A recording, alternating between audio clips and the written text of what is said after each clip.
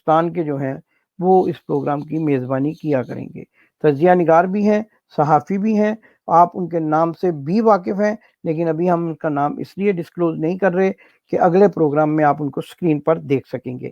تو شاہد بھٹی صاحب نے جتنا عرصہ ہمارے ساتھ روشن پاکستان پروگرام کی میزبانی کی، اوورسیز ٹیلی ویژن ان کی ان خدمات کو خراج تحسین پیش کرتا ہے، ان کا بہت بہت شکریہ ادا کرتا ہے، اور یہ توقع کرتا ہے کہ جہاں بھی جیسے بھی وہ اپنا جو صحافتی کردار ہے وہ ادا کرتے رہیں، اور ان کے لیے ان کی ترقی کے لیے بھی ہم دعا گو ہیں. تو اب جو پروگرام روشن پاکستان ہے، اس سے پہلے کہ میں اپنے پروگرام کا اختتام کروں، میں جناب میرے ساتھ ابھی مولانا طاہر جمیل صاحب تشریف لے آئے ہیں. مولانا طاہر جمیل صاحب کو ہم خوش آمدید کہتے ہیں اپنے پروگرام میں. اور مولانا جیسا کہ آج آپ جانتے ہیں کہ یہ پروگرام آج شاہد بٹی صاحب نے کرنا تھا، لیکن ان کی کسی مصروفیت کی وجہ سے یہ پروگرام امداد حسین میرا نام، میں لندن سے کر رہا ہوں. او ٹی وی پہ آپ کو خوش آمدید کہتے ہیں. آج جیسا کہ ہم نے یہ بتا رکھا تھا کہ آپ تشریف لائیں گے، لیکن چونکہ محرم الحرام بھی ہے پاکستان میں اور ان کی جو مصروفیات ہیں، آپ ظاہر عالم دین ہیں، تو آپ کی وہ مصروفیات کی وجہ سے آپ ذرا تھوڑا تاخیر سے تشریف لائے. آپ کو اپنے اوورسیز ٹیلی ویژن لندن میں خوش آمدید کہتے ہیں. وعلیکم السلام. جی مولانا یہ بتائیے کہ آج ہم نے یہ پہلے شاہد صاحب سے معذرت خواہ ہوں اس بات کے اوپر. میں نے انہوں نے مجھے 9 بجے کا ٹائم دیا تھا، لیکن اللہ کی طرف سے میرے ذہن سے نکل گیا، اور وہ نماز ہمارے ہاں 8:45 بجے تھی، تو اس کی وجہ سے میں لیٹ ہو گیا. تو سب سے پہلے اپنے دیکھنے والوں سے اور شاہد بھٹی صاحب سے انتہائی معذرت خواہ ہوں.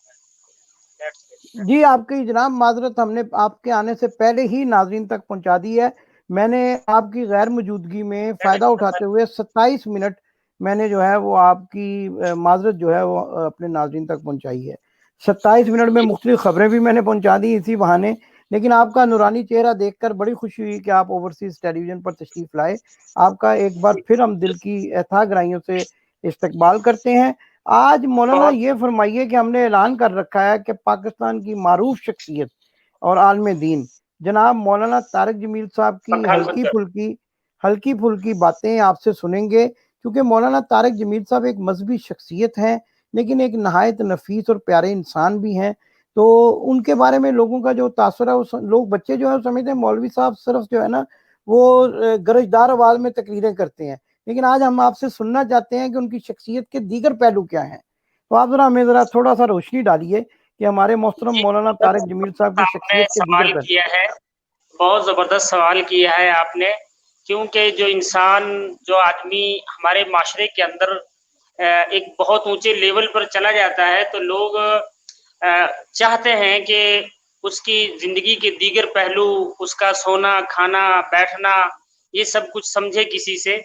کیونکہ اکثر عمومی آدمی کی عام طور پر اس تک رسوائی نہیں ہوتی، تو عمومی طور پر لوگ چاہتے ہیں کہ اس تک پہنچا جائے اور اس کی زندگی کو مطالعہ کیا جائے.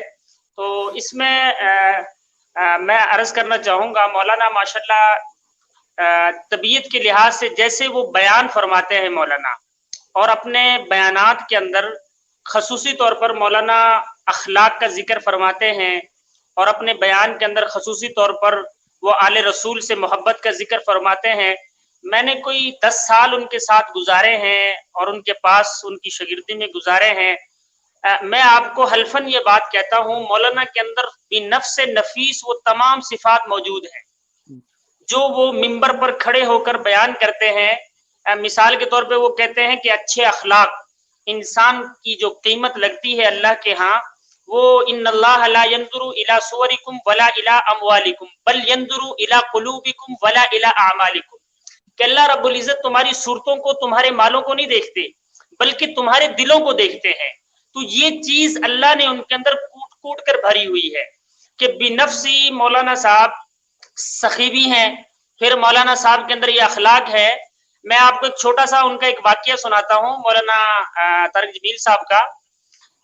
کچھ سال قبل ایک مرتبہ میں ان کی زیارت کے لیے مدرسے سے ان کے ڈیرے پر تشریف لے گیا، جہاں پہ مولانا نماز کے لیے تشریف لاتے ہیں گھر سے. تو نماز کے لیے تشریف لائے مولانا طارق جمیل صاحب. تو میں نے بھی ان کے ساتھ مصافحہ کیا اور عقیدت کا اظہار کر کے نماز پڑھنے چلے گئے. جیسے ہی آپ سنیے گا غور سے یہ بات, جیسے ہی ہم نماز پڑھ کر باہر نکلے تو کچھ لوگ مراسی تھے اور ان کے جسم سے بدبو آ رہی تھی. آپ یقین سمجھیے, ان کے جسم سے بدبو آ رہی تھی اور ان لوگوں سے مجھے کراہت محسوس ہوئی. میں دور کھڑا ہو گیا جا کے ان سے کہ کتنے بدبودار لوگ ہیں, اور ان کے جسم پہ کپڑے بھی پورے نہیں تھے, اور مجھے ایسا گمان تھا کہ کوئی 8 دن ہو گئے ان کو نہائے ہوئے. تو مولانا جیسے ہی مسجد سے نکلے, وہ شخص دروازے کے سامنے آئے, مولانا طارق جمیل صاحب نے آگے بڑھ کر ان کو سینے سے ایسے لگایا اور لگا کے فرمانے لگے کہ کیسے آنا ہوا. تو وہ کہنے لگے جی میاں جی تھوڑی زیارت واسطے آئے ہیں. تو مولانا نے فرمایا انہیں کہ بھئی ساڈی مسجد وچ تشریف لے آندے تے ساڈی مسجد نو بھی 4 چند لگ جاتے. یعنی اتنا ان کا تاج ہے جو وہ چیز انکسار. وہ یہ کہتے ہیں کہ عمومی مجمع کے اندر کہ بھئی غریبوں سے محبت کرو اور اپنے اخلاق اچھے بناؤ. تو یہ ایک مثال دے رہا ہوں میں آپ کو کہ انہوں نے ان سے کہا کہ ہماری مسجد میں اندر تشریف لاتے 4 چاند لگ جاتے. اب وہ اتنے خوش ہوئے اور پھر مولانا نے اپنی جیب سے پیسے نکالے اور انہیں دیے اور انہیں سینے سے لگایا. حالانکہ عام آدمی کا دل نہیں چاہتا کسی چلتے ہوئے مراسی کو, چلتے ہوئے راہزن کو سینے سے لگا لے. اور یہ تک نہیں پوچھا, مجھے اچھی طرح یاد ہے یہ 5000 کا نوٹ اس وقت نیا نیا چلا تھا, تو یہ 5000 کا نوٹ مولانا نے ان کو دیا اپنی جیب سے نکال کر. یہ تک نہیں پوچھا تم کہاں سے آئے ہو, کون ہو, بس یہ کہا نماز پڑھا کرو. تو یہ ان کی ایک زندگی کا پہلو ہے اور یہ ایک ان کی زندگی ہے. اور باقی ان کے کھانے کے معاملات, مولانا صاحب بہت سادہ کھانا کھاتے ہیں. عمومی طور پر ہم جب دسترخوان پر بیٹھتے ہیں تو ہمارے ہاں یہ دسترخوان اس سے سمجھا جاتا ہے جس کے اوپر ساری ڈشیں موجود ہوں.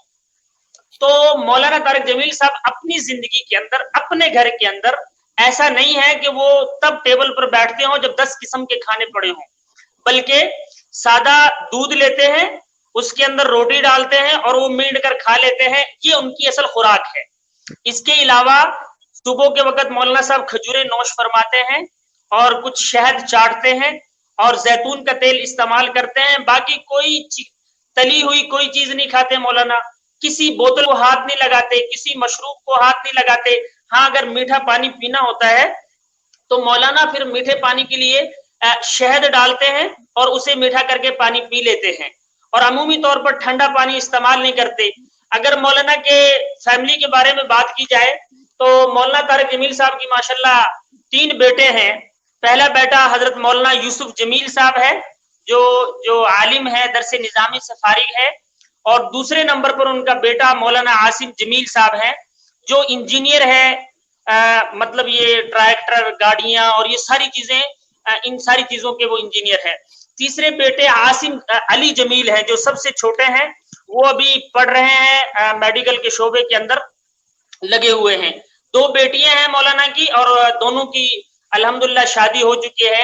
ان کے نواسے بھی کافی ہیں, نواسیاں ہیں, پوتے ہیں, پوتیاں ہیں.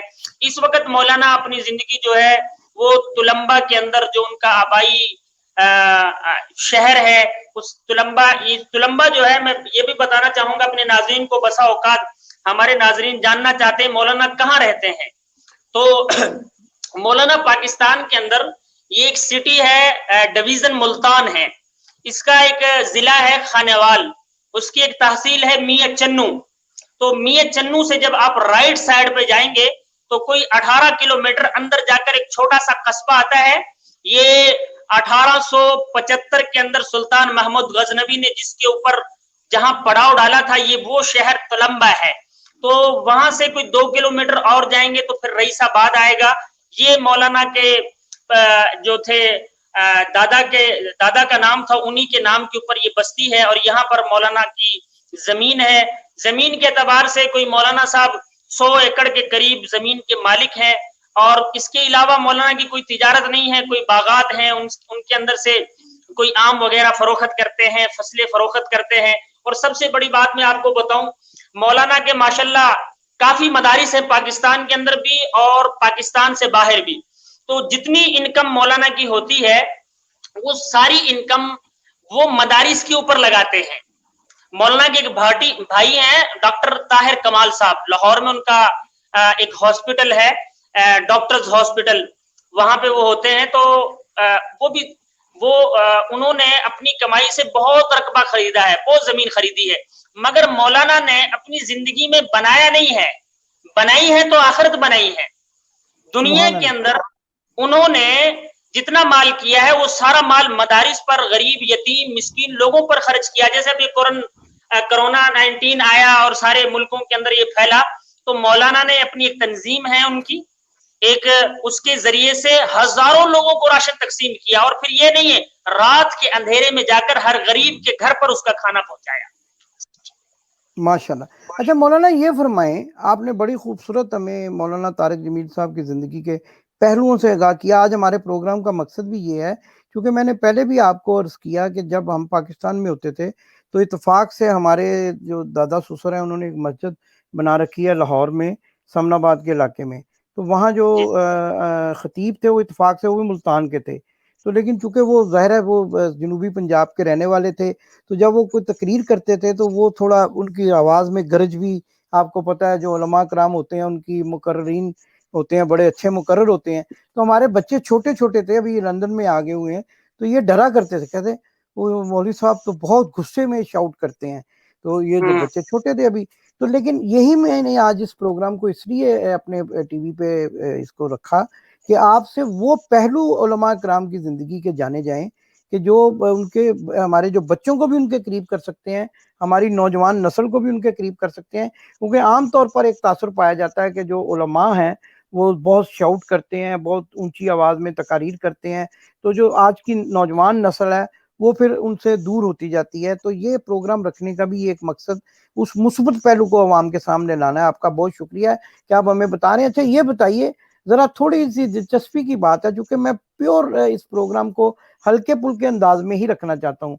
आपने फरमाया कि मौलाना खजूरें खाते हैं दूध में डाल के, तो ये जो एक मौलवियों का मशहूर और मगरूब जो गज़ा है हलवा, कभी आपने हलवा खाते हुए मौलाना को देखा? नहीं जी, मैंने अपनी जिंदगी में मौलाना को हलवा खाते हुए नहीं देखा। और मौलाना, मैंने आपसे अर्ज किया, बहुत सादा खाना खाते हैं, बहुत ही सादा। हमारे यहाँ लोग अक्सर उनकी सोशल मीडिया पर तस्वीरें छोड़ते हैं, किसी एक्टर से मिल रहे हैं तो कहते हैं, मैंने कल पोस्ट पढ़ी सोशल मीडिया पर, कुछ पाकिस्तान की मस्तूरात थी, पाकिस्तान फिल्म इंडस्ट्री की, उनके साथ कोई तस्वीर थी, तो लिखा हुआ था कि खुद हमें आखिरत की हुरों का फजाइल सुनाते हैं और खुद दुनिया में हुरे लिए बैठे हैं। तो मौलाना के, एक तो ये समझिए, मौलाना किसी भी तबके किसी भी शोबे में जाते हैं तो मौलाना उन तमाम लोगों को जो मस्तूरात हैं उनको अपनी बेटी समझते हैं, और जो बराबर की हैं उनको अपनी बहन समझते हैं। और दूसरी बात यह है, मौलाना साहब के दस्तरखान पर लोग खाना रख दें तो वो मौलाना के इख्तियार से बाहर है, लेकिन घर के दस्तरखान के ऊपर मौलाना का बिल्कुल सादा, जो मैंने आपको बताया है, यही होता है, बिल्कुल सादा खाना। बाकी रही बात उनकी अपनी जिंदगी के अंदर जैसे उलमा गरज चमक के साथ बयान करते हैं, इस लिहाज से तो मौलाना का बयान तो सारी दुनिया के सामने है कि जिस तरह वो बयान करते हैं और जो जज्बा उनका है बयान करने का। हाँ, इसमें एक बात है, मौलाना साहब जब बयान करते हैं तो जब आले रसूल का या सहाबा की जंगों का या सहाबा की जिंदगी का जिक्र आता है, तो जिस जगह पर सहाबा का जोश हो उस जगह पर खुद के अंदर भी जोश लेकर आते हैं। जिस जगह के अंदर सहाबा के लिए दुख और दर्द हो तो उसके अंदर अपने अंदर दर्द लाते हैं, और बयान करने वाले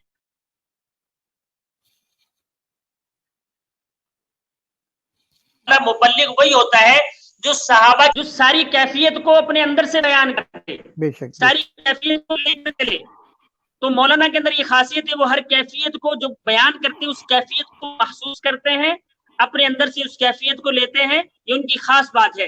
बाकी मौलाना अमूमी तौर पर क्लास में हो या तुलबा के अंदर हो तो मजाक भी करते हैं, कोई ऐसा नहीं है कि भाई बहुत सीरियस होकर हो, लतीफे सुनते भी हैं और सुनाते भी हैं। अभी कुछ दिन पहले मौलाना के हम एक प्रोग्राम में मौलाना ने जितने फाजिलीन थे उनके मदरसे पढ़े हुए शागिर्द उन तमाम को जमा किया था, تو انہوں نے خود لطیفہ بیان کے درمیان سنایا. جواد وسیم صاحب جو پاکستانی اسٹیج ڈرامے کے ایکٹر ہیں بہت بڑے, ان کو بلاتے ہیں کہ وہ مجھ کو بھی ہنسائیں, طلباء کو بھی ہنسائیں, بلکہ ایک صوفیانہ زندگی نہ گزاریں. دین اس کا نام نہیں ہے کہ آپ ایک مسلح لے لو, ایک تسبیح لے لو, کونے میں لگ جاؤ, اس کا نام دین ہے. بلکہ دین ہے, دین کی ایک اچھی شکل ہے, اچھے لباس کے ساتھ اسے پیش کرو, اچھے اخلاق کے ساتھ, اچھے بول کے ساتھ, میٹھے بول کے ساتھ. تو مولانا نے, وہ میں آپ کو سناتا ہوں, مولانا نے پھر وہ واقعہ خود سنایا صرف طلباء کو ہنسانے کے لیے اور مذاق کے طور پر, کہ ایک بریلویوں کا, یعنی ہمارے جو سنی بھائی ہیں ان کے ایک مولوی صاحب تھے, وہ بیان کر رہے تھے. تو بیان کرتے ہوئے انہوں نے کہا جدو یوسف علیہ السلام نو انہاں دے بھائیاں نے کنویں میں سٹیا پھر کیا ہوا؟ تو مجمع کہتا ہے جی کیا ہوا؟ پھر دوبارہ شروع ہوئے. جدو یوسف علیہ السلام نے یوسف علیہ السلام نو انہاں دے بھائیوں نے کنویں میں سٹیا تے پھر کی ہویا؟ پھر تیسری مرتبہ پھر کہا مولانا نے خود, جدو یوسف علیہ السلام نے, یعنی وہ بریلویوں کا جو خطیب تھا وہ اس انداز سے بیان کر رہا تھا کہ جدو یوسف علیہ السلام نو اندے بھائیاں نے کنویں میں سٹیا تے پھر کی ہویا؟ تو مجمع نے کہا کی ہویا؟ تو انہوں نے کہا جو اندروں آواز آئی کڑم, یعنی ان کا ایک یہ انداز ہے مولانا کا عمومی مجمع کے اندر. اور ویسے بھی مولانا صاحب جو ہیں ماشاءاللہ, اچھا مولانا طاہر جمیل میں صاحب, آپ کا نام بھی مولانا طارق جمیل صاحب سے ملتا جلتا عامر ہے. خان سے مولانا طارق جمیل صاحب کی ملاقات ہوئی. آخری بات میں عرض کر رہا ہوں آپ سے, نہیں, میں نے ابھی بہت حج کے باتیں سننی ہے, میں آخری بات نہیں ہے تو میں اس کے بعد بھی آپ سے سوال کروں گا اور باتیں سنوں گا انشاءاللہ. آپ فرمائیے. میں عرض کر رہا ہوں, وہ عامر خان سے ملاقات ہوئی تو مولانا کہنے لگے کہ میں سمجھا وہ ڈرا ہوا تھا مجھے دیکھ کر, سہما ہوا تھا, پتہ نہیں مولانا کیسی بات کریں گے, کیا کہیں گے مجھ سے, کیا نماز کے فتوے لگائیں گے. میں نے کتنی فلمیں بنائی ہیں, ان کے مجھ پر فتوے لگائیں گے. لیکن جیسے ہی میں گیا تو میں نے اسے کوئی دین کی بات نہیں کی. میں نے سن 60 کی جتنی فلمیں تھی سب کا نام اسے گنوا دیا اور ساری باتیں اسے سنا دی. تو وہ بالکل خوش ہو گیا اور کھل گیا, میرے ساتھ گھل مل گیا. تو میں نے اسے دین نہیں بیان کیا. میں نے پھر اس سے کہا کہ آپ کو حج بیان کروں, میرے نبی نے حج کیسے کیا. جب حج بیان کیا تو حج کے اندر سارے واقعات تھے. تو پھر عامر خان نے لیا اس بات کو, اور اس کا یہ اثر ہوا کہ اب تک مولانا کا عامر خان سے رابطہ ہوتا رہتا ہے. جی اچھا مولانا صاحب, آپ کا نام بھی میں جیسا کہ کر رہا تھا مولانا طاہر جمیل صاحب کے, یعنی مجھے طاہر لگتا ہے جمیل اور آواز طارق جمیل صاحب اور طاہر جمیل صاحب جو نام ملتے جلتے ہیں, آپ اس کو ری جوائن کر سکتے ہیں ہمیں دوبارہ سے اگر آپ کا رابطہ کٹ جائے تو. مجھے یہ بتائیں, میں پوچھ رہا تھا آپ کا نام اور طارق جمیل صاحب کا نام ملتا جلتا ہے, آپ ان کے بھائی ہیں؟ جی ناظرین, مولانا طاہر جمیل صاحب ہمارے ساتھ ہیں. مولانا طارق جمیل صاحب عالم دین جو ہیں پاکستان کے, ان کے بارے میں ہلکی پھلکی باتیں ہمیں بتا رہے ہیں. شاید ان کا رابطہ ہم سے کٹ گیا ہے, اگر وہ دوبارہ ہمارے رابطے میں آتے ہیں تو ہم ان سے مزید باتیں سنیں گے. میں نے ان سے یہ سوال کیا تھا جب انہوں نے یہ کہا کہ مولانا طارق جمیل صاحب دودھ میں کھجوریں ڈال کر سادگی کی غذا کھاتے ہیں, تو میں نے بھی اسی ہلکے پھلکے انداز میں پوچھا کہ جو علماء کا جو مرغوب جو کھانا ہے حلوہ, تو کیا مولانا طارق جمیل صاحب حلوہ بھی کھاتے ہیں؟ اس کا انہوں نے جو جواب دیا وہ یہ تھا کہ چونکہ مولانا طارق جمیل صاحب کا جو گھر کا دسترخوان ہے وہ انتہائی سادہ ہوتا ہے, لیکن جب وہ کہیں کسی کے مہمان ہوتے ہیں تو جو بھی حلال اشیاء وہاں موجود ہوتی ہیں وہ بڑی رغبت سے ان کو کھاتے ہیں اور ایک عام انسان کی طرح ہی زندگی گزارتے ہیں. ناظرین, یہاں ہم کوشش کر رہے ہیں کہ مولانا طاہر جمیل صاحب سے دوبارہ رابطہ ہو جائے, اور وہ بھی کوشش کر رہے ہیں. میں چونکہ دیکھ رہا ہوں اور تشریف لا رہے ہیں, میں ان کو دوبارہ سے آپ کی خدمت میں لے کر آتا ہوں. جی آپ کا بہت شکریہ, آپ دوبارہ ہمارے رابطے میں آئے. میں یہ پوچھ رہا تھا اس سے پہلے کہ میں آپ سے سوال پوچھوں, ہمارے یہ مجھے بتائیں کہ اسلام میں جو ہے وہ غصہ حرام ہے, تو فوری طور پر غصے میں آ جانے کی جو کیفیت ہے وہ اس کو آپ کس نظر سے دیکھتے ہیں؟ پہلے یہ مجھے بتائیں, کیونکہ ہمارے دیکھیے جی, درخواست یہ ہے, میں آپ سے عرض کرنا چاہوں گا, غصہ جس کو نہ آئے وہ گدھا ہے. آپ نے دیکھا ہے گدھا جب رستے سے سفر کرتا ہے اور وہ رستے سے دائیں بائیں ہوتا ہے تو بسا اوقات یہ ہوتا ہے کہ اس کو ڈنڈے مارتے مارتے مارتے لیکن اس کو غصہ ہی نہیں آتا. تو جس کو غصہ نہ آئے اسے تو گدھا کہتے ہیں. مگر جس کو غصہ آئے اور اس غصے پر وہ کنٹرول کر لے, یہ اصل کامل ایمان والا ہے. اور یہی مقصود ہے. غصہ آئے گا, مجھے بھی آئے گا, آپ کو بھی آئے گا, اور اس کو کنٹرول کریں گے اور اس کے اوپر ہم قابو کریں گے تو ہمیں اس سے فائدہ ہوگا انشاءاللہ. تو غصہ آنا کوئی بڑی بات نہیں ہے. اچھا، یہ اس لیے میں نے کوئی خاص ایک سوال پوچھا تھا کسی ایک اپنے دوست کے لیے کہ جو بہت غصے میں اور اچانک غصے میں آ جاتے ہیں, یعنی اچانک سے مراد ہے کہ منٹس کے اندر غصہ آ جاتا ہے. تو نبی پاک صلی اللہ علیہ وسلم کو فرمانا ہے کہ اگر آپ کو غصہ آئے تو آپ وضو کر لیں. تو وضو شاید کر کے وہ دوست مطلب جو ہے وہ ہمیں جوائن کر لیتے ہیں کبھی کبھی. وہ ان کا میں اب نام نہیں لینا چاہتا. ابھی یہ بہت بڑی خوشخبری ہے ہمارے لیے کہ ہمارے جو ہوسٹ ہیں اس پروگرام کے, پراپر ہوسٹ جو ہیں, یعنی میں تو ان کی جگہ لے رہا تھا اور ان کے جو ہے وہ اس کو میں, لیکن یہ چونکہ آپ سکرین پہ اب ان کا نام بھی دیکھ رہے ہوں گے, شاہد بھٹی صاحب نے ہمیں جوائن کر لیا ہے, جن کے آج مولانا طاہر جمیل صاحب مہمان خاص ہیں. اور میرے لیے تو ویسے ہی بڑی خوش قسمتی ہے کہ میں شاہد بھٹی صاحب اور مولانا صاحب کی گفتگو سے مستفید ہو رہا ہوں. مولانا صاحب, اس سے پہلے کہ ہم شاہد بھٹی صاحب کو خوش آمدید کہیں, شاہد بھٹی صاحب آپ کا شکریہ, آپ نے جوائن کیا اور آپ کو خوش آمدید کہتے ہیں. آپ کا یہ پروگرام ہے روشن پاکستان. اور مولانا صاحب یہ بتائیں, میرا سوال یہ تھا کہ آپ ابھی اس کے بعد آپ جو مائک ہے وہ چلا جائے گا شاہد بھٹی صاحب کی طرف, تو آپ یہ اس سے پہلے بتا دیں طاہر جمیل, طارق جمیل, یہ کوئی بھائی ہیں آپ آپس میں سگے یا کوئی ویسے ہی مماثلت ہے اس کی ناموں کی؟ طاہر جمیل صاحب اور طارق جمیل صاحب.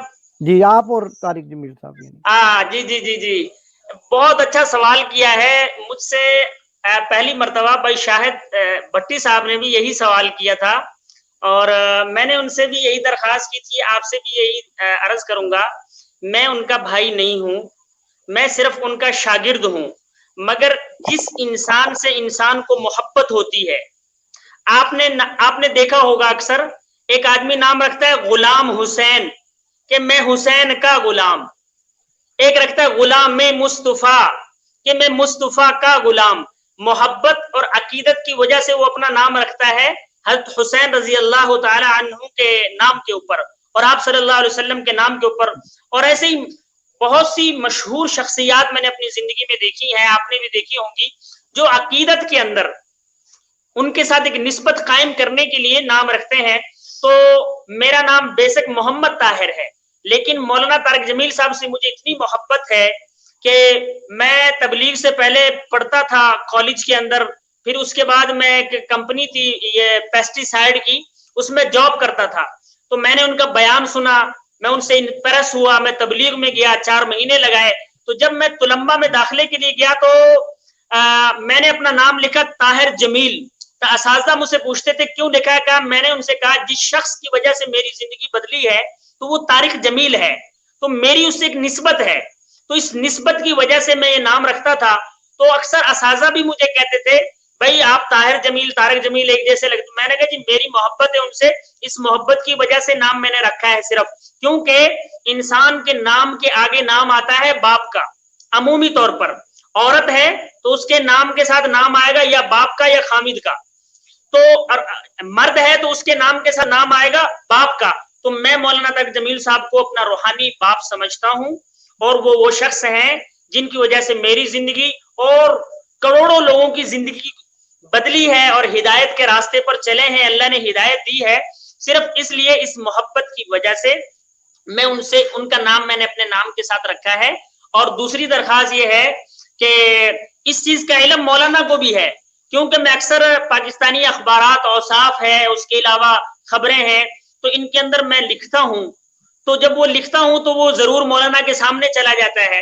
تو کبھی انہوں نے مجھ سے یہ نہیں کہا کہ بھئی آپ کیوں نام رکھتے ہیں. ہاں مذاق کے اندر ایک مرتبہ انہوں نے, میں ان سے ملنے گیا کچھ دن پہلے, میں نے بھٹی صاحب کو بتایا تھا, بھٹی صاحب میں بہت معذرت خواہ ہوں سب سے پہلے آپ سے کہ میں بس آپ چھوڑ دیں, بس بہت معذرت خواہ ہوں. آپ کا غصہ جو ہے مجھ پر نکل چکا ہے سر, آپ فکر نہ کریں. ہاں جی, وہ آدھا گھنٹہ سے میں اس ٹینشن میں تھا کہ یہ جو ہیرا ہے ہمارے پاس یہ اب کہاں جا رہا ہے, یہ کہاں گم ہونے لگا ہے. تو اللہ کا شکر ہے کہ وہ آپ کا جو غصہ انہوں نے جو آپ پہ کرنا تھا نا, آپ سے تو آپ عالم دین ہے, ماشاءاللہ سنت رسول بھی آپ کے چہرے پہ ہے, اتنے خوبصورت انسان ہیں. ہم آپ سے تو غصہ نہیں کر سکتے, لیکن انہوں نے تمام غصہ مجھ پہ نکال دیا ہے, تو اب آپ بے فکر ہو جائیں گے, اب فریش ہیں الحمدللہ, اب یہ اچھا فریش ہو کر آپ سے سوالات کریں گے. تو میں مائک ان کی طرف دیتا ہوں, جناب شاہد بھٹی صاحب. ناظرین, ہمارا پروگرام روشن پاکستان, اس کے اصلی میزبان ہاں میری ایک بات پوری ہو جائے وہ جی میں پلیز. آپ سے عرض کر دوں. یہ بات وہ کچھ دن پہلے ایک اختلاف ہوا تو میں نے اس کے اوپر بڑا اچھا لکھا, اپنے استاد کا دفاع کیا, اور کرنا بھی چاہیے, ہر شاگرد کا حق ہے اپنے استاد کا دفاع کیا. تو انہوں نے مجھے بلایا, تو جیسے ہی میں کمرے کے اندر داخل ہوا تو وہ بیٹھے ہوئے تھے سامنے, فرمانے لگے واہ چائنا کے طارق جمیل, کیا تو نے تحریر لکھی ہے. سبحان اللہ, سبحان اللہ.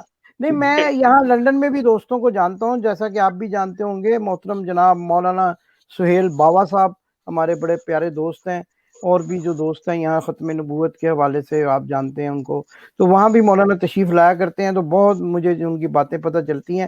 میری تو دلی خواہش ہے کہ کبھی ان سے ملاقات ہو, کیونکہ میں پاکستان کی صحافت اور میڈیا کا جب یہ ٹیلی ویژن کا سلسلہ شروع ہوا تو اس سے پہلے میں پاکستان چھوڑ چکا تھا, تو میری مولانا سے ملاقاتیں نہیں ہو سکی. دلی خواہش ہے کبھی ان سے ملاقات ہو.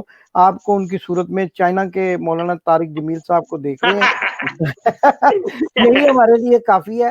آج کل وہ کہتے ہیں نا کہ ہماری والدہ کہا کرتی تھی, سوئی لینے بھی بھیجتی تھی, کہتی تھی جاپانی لے آئی ہیں جی, تو اب وہ چائنا پہ ہی ہم اکتفا کر رہے ہیں, اب جاپانی کہاں. تو جاپانی تو آپ کے پاس ہیں, یا اپنے شاہد بھٹی صاحب کے پاس ہیں, جو ان کا جاپانی ماڈل ہے, آئی مین کہ جی جی جو جی اصلی ماڈل ہے. تو میں جناب شاہد بھٹی صاحب کو مائک دیتا ہوں. شاہد بھٹی صاحب, ناظرین تشریف لا چکے ہیں, روشن پاکستان کے میزبان, اپنا پروگرام جاری رکھیں گے. میں بھی موجود رہوں گا, جب بھی میں ان سے اجازت دے کر سوالات بھی کروں گا. اب ان کے لیے میدان کھلا ہے. مولانا طاہر جمیل صاحب بھی موجود ہیں. مولانا طارق جمیل صاحب جو عالم دین ہے پاکستان کے بہت بڑے, وہ ایک ہمجف شخصیت ہیں, اور ان کی جو خوبیاں ہیں, آج ہم نے وہ اپنا وعدہ آپ کے ساتھ پورا کیا ہے کہ جو ہم نے یہ کہا ہے کہ اوورسیز ٹیلی ویژن پاکستان کسی مذہبی جماعت, کسی فرقے, کسی مسلک کا ترجمان نہیں ہے, نہ ہی کسی سیاسی جماعت کا ترجمان ہے. اور ہم نے یہ بھی وعدہ کیا ہے کہ روشن پاکستان پروگرام جو شاہد بھٹی صاحب کا وعدہ ہے آپ کے ساتھ, اور ہمارا اوورسیز ٹیلی ویژن کی انتظامیہ کا یہ وعدہ ہے کہ اس کے ذریعے آپ کے سامنے روشن چہرے لائیں گے, لوگوں کے وہ پہلو جو ہیں وہ آپ کے سامنے لائیں گے, چاہے وہ علماء دین ہوں, اداکار ہوں, کرکٹرز ہوں, یا وہ تمام لوگ. لیکن ہم پاکستان کا وہ چہرہ آپ کے سامنے لانا چاہتے ہیں. دنیا میں اچھے برے انسان ہر جگہ موجود ہوتے ہیں. جہاں میں برطانیہ میں رہتا ہوں, یہاں بھی بہت سارے لوگ ایسے ہیں جو بہت نیک ہیں, مسلمان نہیں بھی ہیں پھر بھی اچھے ہیں, ان کا اخلاق اچھا ہے, ان کا میل ملاپ اچھا ہے. ایسے بھی لوگ ہیں جو بہت زیادہ روڈ ہیں. یہ ہر معاشرے کا حصہ ہوتے ہیں. ہمارا یہ آپ سے وعدہ ہے کہ روشن پاکستان کے ذریعے روشن پاکستان وہ ہم اپنا وعدہ پورا کر رہے ہیں. اور آخر میں جب شاہد بھٹی صاحب اس پروگرام کو وائنڈ اپ کریں گے, میں ان سے یہ اجازت چاہوں گا کہ وہ آخری سوال مجھ سے ضرور کروائیے گا وائنڈ اپ سے پہلے. وہ ایسا سوال ہے کہ جو مولانا طارق جمیل صاحب کے بارے میں ہم مولانا طاہر جمیل صاحب سے ضرور پوچھیں گے. تو شاہد بھٹی صاحب, آپ پلیز آغاز کیجیے. بہت شکریہ, بہت شکریہ امداد صاحب, chief executive O T V, اور بہت شکریہ مولانا طاہر جمیل صاحب. اور روشن پاکستان پروگرام, جیسا کہ میں آپ کو ہمیشہ کہتا ہوں کہ یہ دلوں کو بھی روشن کرتا ہے, اور روشن لوگ ہی اس پروگرام کو آ کر اوورسیز پاکستانیوں کے دل روشن کرتے ہیں. تو آج کا پروگرام کیونکہ 9 محرم والے دن ایک اسپیشل پروگرام رکھا گیا, جو کچھ بھی میری ایبسنس میں ان دونوں کی باتیں ہوئی ہیں, ناظرین اور سامعین, کچھ لوگ سن رہے ہوتے ہیں, دیکھ بھی رہے ہوتے ہیں, اور کچھ لوگ بہت غور سے سن بھی رہے ہوتے ہیں اور دیکھ بھی رہے ہوتے ہیں. تو میں عوام سے معذرت چاہتا ہوں کہ میں لیٹ ہوا کچھ ٹیکنیکل پرابلمس کی وجہ سے. تو میرا خیال ہے کہ کافی حد تک تو امداد صاحب نے بینگ اے کو ہوسٹ اس کو مینج کر لیا ہے. اور چونکہ ایک انٹروڈکشن تھا بہت بڑا پاکستان میں اور اوورسیز پاکستانیوں میں نے ایک ریسرچ کی. میں اس سے پہلے کہ میں طاہر صاحب کے پاس جاؤں اور ان سے 4-5 کوشچنس کرنے, میں نے محرم کے حوالے سے ایک کوشچن تو امداد صاحب نے میرے سامنے کر لیا, اور بہت سارے کوشچنس ہیں میرے ذہن میں جو میں عوام چاہتی ہے جو ان باکس کیے جاتے ہیں, جو فالوورز ہوتے ہیں وہ پوچھ رہے ہوتے ہیں کہ پروگرام میں کون آئے گا, اس سے سوالات بھٹی صاحب آپ یہ کیا کریں گے, تو وہ سوالات میرے ذہن میں بھی ہیں اور عوام کے ذہن میں وہ سننا چاہتے ہیں. تو میں یہ چیز بتا دوں کہ یہ جو ابھی مولانا صاحب آپ سب سے پہلے امداد صاحب نے آپ سے کوشچن کیا کہ آپ یوز کر رہے ہیں مولانا صاحب کا نام, اور آپ ان کے صفوں میں دو چار جو ان کے شاگرد ہیں جو پاکستان میں بڑے پاپولر ہیں, ان میں سے ایک آپ کا نام ہے, اور آپ ایک پرائیویٹ چینل پہ بھی نیو فیملی سے آپ کا تعلق ہے, آپ اس کے چینل کو بھی پروموٹ کرتے ہیں, جو میری آپ کی ڈسکشن ہوئی, اور ماشاءاللہ آپ کے بڑے اچھے فالوورز ہیں. آپ کی پذیر آئی مولانا طارق جمیل کی پروجیکشن میں ہمیں نظر آتی ہے, آپ کے کپڑوں کا انداز, آپ کے بولنے کا انداز, آپ نے صرف نام کو ان کا فالو نہیں کیا, آپ نے اپنے آپ کو رنگ ڈھنگ میں بھی اسی طرح ڈھالا جیسے کہ وہ پاکستان اور پاکستان سے باہر واحد مولوی ہیں جو میری ریسرچ ہے کہ پاکستان کی 500 یعنی دنیا کی 500 جو اسلامک اسٹیٹ کی 500 شخصیات ہیں, ان میں سے جن پاکستانی لوگوں کے 5 لوگوں کے نام آئے, strongest people of the world and Islamic world, after that in Pakistani country, تو ان میں مولانا طارق جمیل صاحب کا نام آ رہا ہے.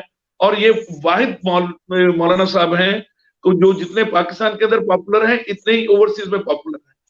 تو ان کی ایک جو صفت ہے مولانا صاحب کی کہ وہ بڑے ہمبل بھی ہیں, ان کا وے آف پریزنٹیشن آج تک مجھے 30 سال ہو گئے سبھی مولویوں کو سنتے ہوئے, مولانا صاحب کو سنتے ہوئے, اسکالر کو, اسلامک اسکالر کو سنتے ہوئے, لیکن اتنی خوبصورت پریزنٹیشن جو وہ کرتے ہیں وہ جھلک آپ میں بھی پائی جاتی ہے.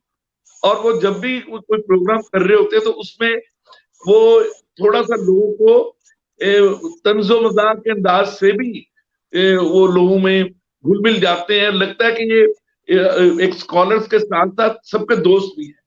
تو کیا آپ میری اس بات سے ایگری کرتے ہیں کہ مولانا صاحب کے ساتھ آپ ہر وقت ہوتے ہیں, زیادہ ہوتے ہیں ان کے ساتھ باقی لوگوں کی نسبت؟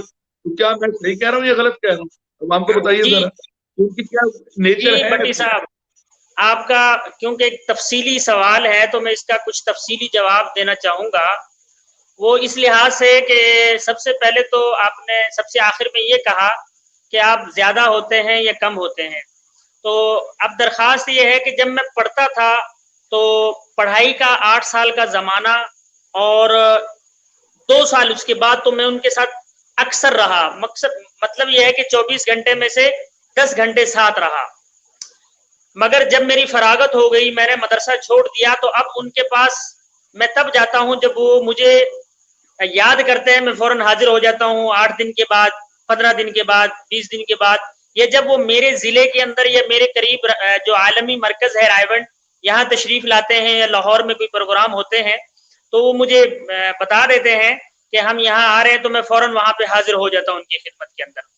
تو یہ تو ہے ان کے قریب اور دور ہونے کا تعلق. باقی جو ان کے جیسا گیٹ اپ ہے تو اس کا میں آپ کو ایک سمپل سی مثال دیتا ہوں کہ کوئی بھی بیٹا اپنے جب چھوٹا ہوتا ہے تو اپنے باپ کو دیکھتا ہے, اپنے باپ کو دیکھ دیکھ کر وہ اپنا گیٹ اپ بناتا ہے کہ میرے باپ نے ایسے بال رکھے ہوں تو میں بھی ایسے رکھوں گا, ایسے کپڑے پہنے ہوں تو ایسے کپڑے اور اکثر اپنے باپ کو کرنے کی کوشش کرتے ہیں. تو میرے روحانی باپ ہیں کیونکہ میں نے علم پڑھا ہے ان سے اور میری زندگی کو بدلنے کا سبب ہے وہ, تو میرے اوپر تو لازم ہے. سب سے پہلے تو اس لیے لازم ہے کہ اللہ اور اللہ کے رسول کے دین پر چلنا میرے اوپر فرض ہے, کیونکہ میرا جو گیٹ اپ ہے, میری یہ جو داڑھی ہے, یہ چہرہ ہے, یہ ساری چیزیں آپ صلی اللہ علیہ وسلم اور اللہ کا حکم ہے, آپ صلی اللہ علیہ وسلم کا دین ہے. پہلی چیز تو یہ ہے. جو مجھے سمجھ نہیں آئی وہ سمجھانے کے لیے مولانا طارق جمیل صاحب ہیں, ان کے ذریعے مجھے سمجھ آئی, کیونکہ میں پہلے بھی جوان تھا, بالغ تھا, پڑھا لکھا تھا, مگر پہلے سمجھ نہیں آئی تھی کہ کیا دین ہے. جب انہوں نے بیان کی پھر وہ میرے اندر اتری باتیں, جب اتری تو میں نے اس گیٹ اپ کو اختیار کیا اور میں ان جیسا بننے کی کوشش اس لیے کرتا ہوں کہ یہ وہ شخص ہیں جن کی وجہ سے میری زندگی بدلی ہے. اللہ مجھے بھی ایسا بنا کہ لوگوں کی زندگی مجھے دیکھ کر بنے. دوسری بات یہ ہے کہ لوگ جب آپ نے فرمایا کہ 500 شخصیات کے اندر اب 36 یعنی 36 نمبر پہ ان کا پوری دنیا کے اندر نام آیا ہے، اس کی وجہ کیا ہے؟ تو میں یہ عرض کرتا ہوں جس کی جتنی بڑی قربانی ہوتی ہے اللہ اتنا ہی اسے نوازتا ہے۔ مولانا طارق جمیل صاحب کی بہت بڑی قربانی ہے، جس ماحول کو انہوں نے چھوڑا، جیسی زندگی انہوں نے گزاری۔ پڑھتے تھے یہ رائیونڈ مرکز جس جگہ پہ وہ پڑھے ہیں، وہ خود فرماتے ہیں کہ مجھے 8 دن ایسے گزر جاتے تھے کہ میں کپڑے نہیں بدلتا تھا اور بیمار پڑا رہتا تھا اور ہزار بندوں کو میں کھانا کھلایا کرتا تھا۔ یعنی اتنی ان کی قربانیاں ہیں۔ اور ایسے تو نہیں مٹا دے اپنی ہستی کو اگر تو کچھ مرتبہ چاہتا ہے، دانا خاک میں گر کر گل گلزار ہوتا ہے۔ ایسے تو نہیں ہے، انہوں نے پہلے مٹایا ہے۔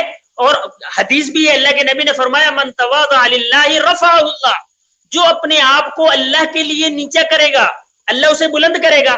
تو طارق جمیل صاحب نے اللہ کے لیے اپنی خواہشات کو چھوڑ دی، کالج کی ڈگری چھوڑ دی، عیاشی کی زندگی چھوڑ دی، اللہ کے حبیب کی زندگی اختیار کی۔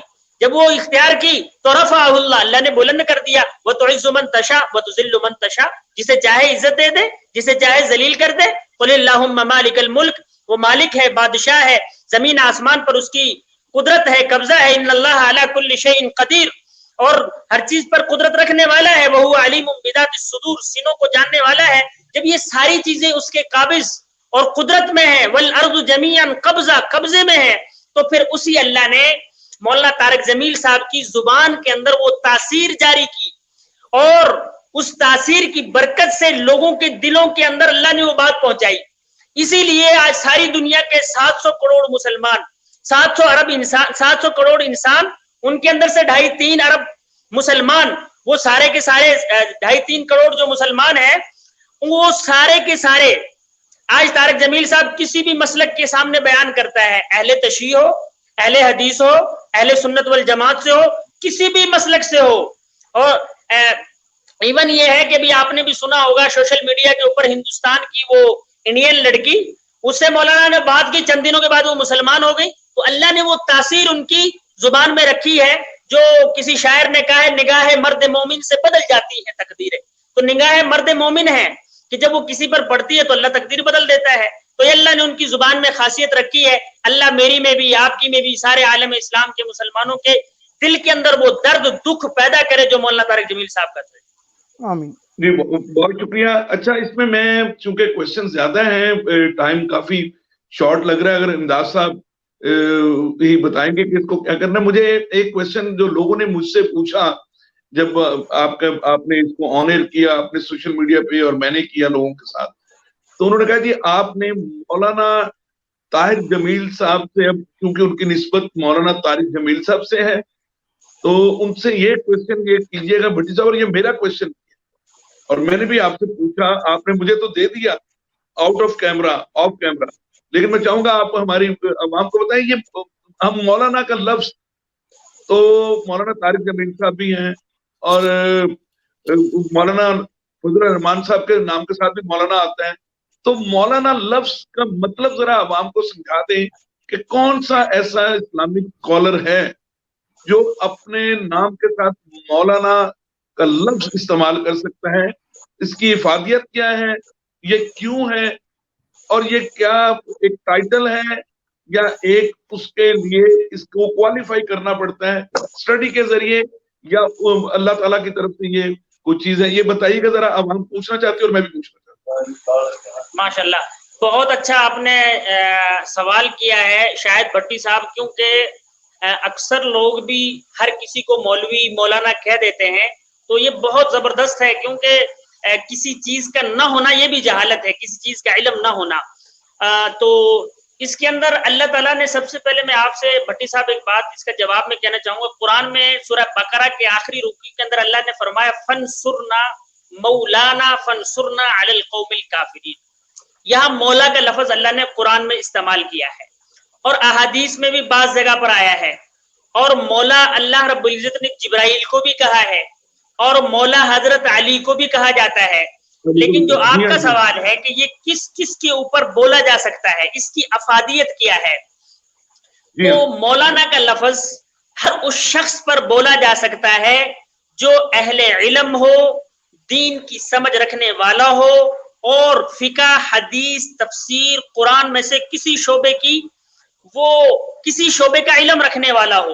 یعنی دین کے مناسبت سے کوئی بھی شخص قرآن کا حافظ ہو یا عالم ہو, تفسیر کا حافظ ہو یا عالم ہو, ایسے ہی حدیث کا عالم ہو یا حافظ ہو, اس کو مولانا کہا جا سکتا ہے.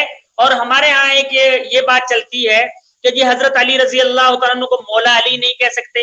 بھائی کیوں نہیں کہہ سکتے؟ ابھی مولانا طارق جمیل صاحب نے کچھ دن پہلے مولا علی کہا تو یہ لوگوں نے شور شروع کر دیا کہ بھائی کیوں مولا علی کہا ہے, کہ بھائی اللہ نے فرشتے کو کہا ہے, اللہ کے نبی نے مولا کو علی کہا ہے, علی کو مولا کہا ہے. جب انہیں کہا ہے, کیوں کہا ہے, اس کی وجہ کیا تھی؟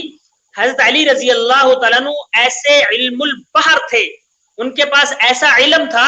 ایک دن تفسیر کے لیے بیٹھے تو صحابہ بیٹھے ہوئے تھے مسجد نبوی کے اندر. آپ نے سورہ فاتحہ کے بارے میں تفسیر بیان کرنا شروع کی, اور انہوں نے فرمایا کہ سورہ فاتحہ کے پہلے جو بسم اللہ کا با ہے, اگر میں اس کی تفسیر بیان کروں تو 7 اونٹوں پر اس کی تفسیر بیان کی جائے. تو اہل علم تھے حضرت علی رضی اللہ تعالیٰ عنہ, اس لیے اللہ کے نبی نے فرمایا من کنت مولاہ, حضرت علی رضی اللہ تعالیٰ عنہ کے بارے میں.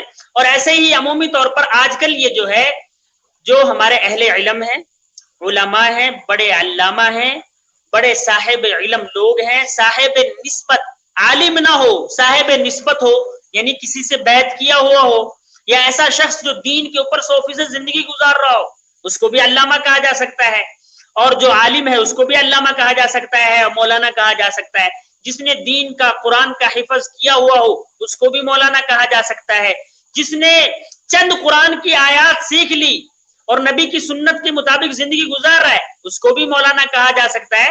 تو یہ مولانا عمومی لفظ ہے, کوئی خصوصی لفظ نہیں ہے کہ یہ صرف مولا علی کے ساتھ خاص ہے یا مولا علی کے لیے نہیں ہے, بلکہ تمام مسلمانوں میں سے وہ لوگ جنہیں معاشرے کے اندر دین کے اعتبار سے اہل علم سمجھا جاتا ہے, ان کے اوپر بولا جا سکتا ہے.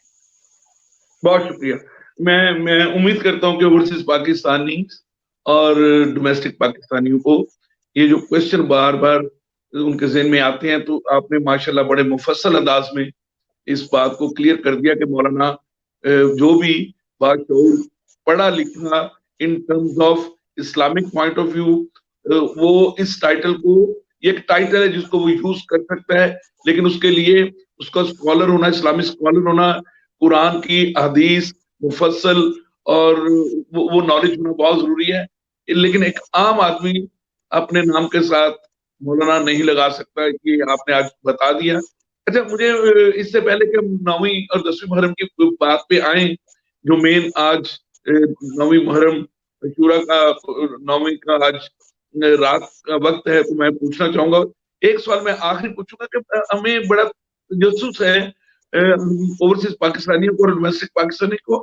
طارق جمیل صاحب نے شوبز کے لوگوں کو بہت زیادہ اسلام کی طرف لے کے آئے, کرکٹ کو لے کے آئے, اور بڑے بڑے نام ان کو, انہوں نے بڑی لائف تھی ان کی شوبز کی, ان کو ٹلٹ کیا اس سائڈ پہ. اور میں نے دیکھا کہ اب تو ہمارے پرائم منسٹر آف پاکستان بھی ان کے گرویدہ ہیں. ٹھیک ہے, وہ ان کے بہت ساری باتوں کو مانتے ہیں. ان کے کہنے پہ عمران خان صاحب نے سونامی کا لفظ ختم کر دیا. پھر انہوں نے کہا کہ کورونا سے لڑنا نہیں ہے کیونکہ یہ آفت ہے, اور اللہ تعالیٰ اگر کوئی آفت یا امتحان بھیج دے تو اس سے لڑا نہیں جاتا, اس سے بچا جاتا ہے. تو یہ ساری چیزیں سوشل میڈیا پہ بھی آتی رہی اور لوگ مجھ سے بھی کوشچن کرتے رہے.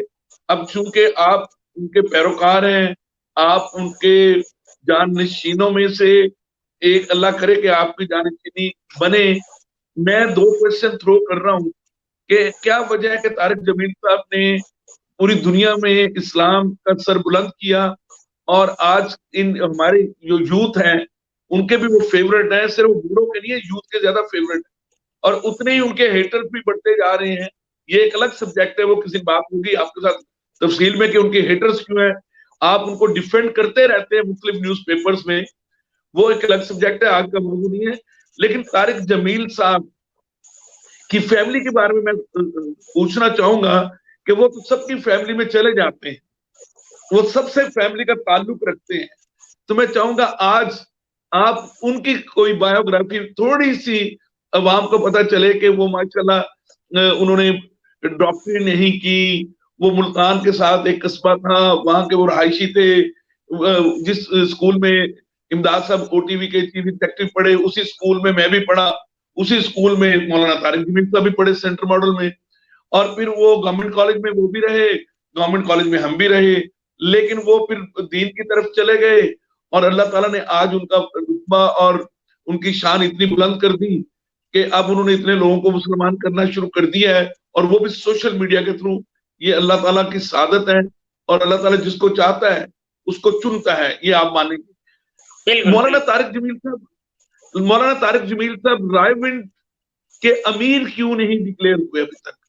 کیونکہ میں جب پچھلے سال گیا وہاں پہ اس ایریا میں، آپ ہی کے ایریا میں کل بھی جا رہا ہوں چونیا، تو جب میں چونیا میں تھا تو چونیا کے ایک شیخ فیملی ہے، وہ پچھلے 40 سالوں سے رائے ونڈ میں جا رہی ہے، اور وہ طارق جمیل صاحب کے بڑے اچھے دوست ہیں۔ تو میں نے جب ایسی کوشچن کیا کہ میں نے کہا آخری دعا تو مولانا طارق جمیل صاحب ہی کرواتے ہیں، لیکن کیا یہ امیر ہیں؟ تو انہوں نے کہا نہیں، رائے ونڈ کے امیر نہیں ہیں، طارق جمیل صاحب ان کا اپنا ایک رتبہ ہے۔ تو یہ بھی کلیئر کریں کہ رائے ونڈ کو ہیڈ وہ کرتے ہیں یا نہیں کرتے، کیا وہاں کے امیر ہیں یا نہیں ہیں، پلس مولانا طارق جمیل صاحب کی فیملی کیا ماشاءاللہ کرتی ہے کہ انہوں نے عمران خان کی فیملی کو اپنا گرویدہ کر لیا ہے۔ تو یہ میں چاہوں گا کہ آج آپ پہلی دفعہ او ٹی وی کے پلیٹ فارم سے پاکستانیوں کو اگر بتانا چاہتے ہیں، کوئی ہڈن نہیں ہے، کوئی ممانت نہیں ہے، تو آپ لوگوں سے شیئر کریں، لوگ سننا چاہتے ہیں۔ یہ 2 کوشچن ہیں میرے۔ جی بھٹی صاحب ماشاءاللہ بڑا لمبا ایک ہی سوال کے اندر آپ نے 3-4 سوال جمع کر دیے، تو میں باری باری سارے سوالوں کا جواب دینا چاہوں گا۔ کہ پہلی جو آخری آپ نے سوال کیا، میں سب سے پہلے اس کا جواب دینا چاہوں گا، امیر ہیں یا نہیں ہیں۔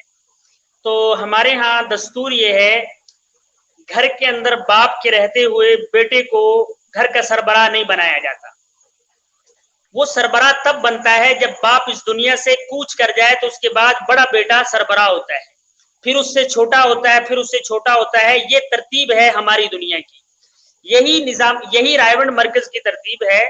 رائے ونڈ مرکز کے اندر ان کے بانیوں میں تھے مولانا الیاس صاحب رحمۃ اللہ علیہ، ان کے جانے کے بعد مولانا یوسف صاحب رحمۃ اللہ علیہ، ان کے جانے کے بعد مولانا ہارون صاحب رحمۃ اللہ علیہ، ان کے جانے کے بعد مولانا الیاس صاحب، مولانا انعام الحسن صاحب، اور مولانا انعام الحسن صاحب کے بعد حاجی عبد الوہاب صاحب جو پاکستان کے تھے، وہ پاکستان کے امیر تھے، پاکستان کے امیر تھے، ان کا انتقال ہو گیا۔ ان کے انتقال کے بعد اب ایسے لوگ موجود تھے جو مولانا طارق جمیل صاحب کے استاد ہیں، اور آپ بھی سمجھتے ہیں، میں بھی سمجھتا ہوں، استاد باپ کی طرح ہوتا ہے۔ اب جو اس وقت پاکستان کے عالمی دنیا کے امیر ہیں، وہ مولانا نذر الرحمان صاحب ہیں۔ تو نذر الرحمان صاحب ان شخصیات میں سے ہیں جو مولانا طارق جمیل صاحب کے استاد ہیں۔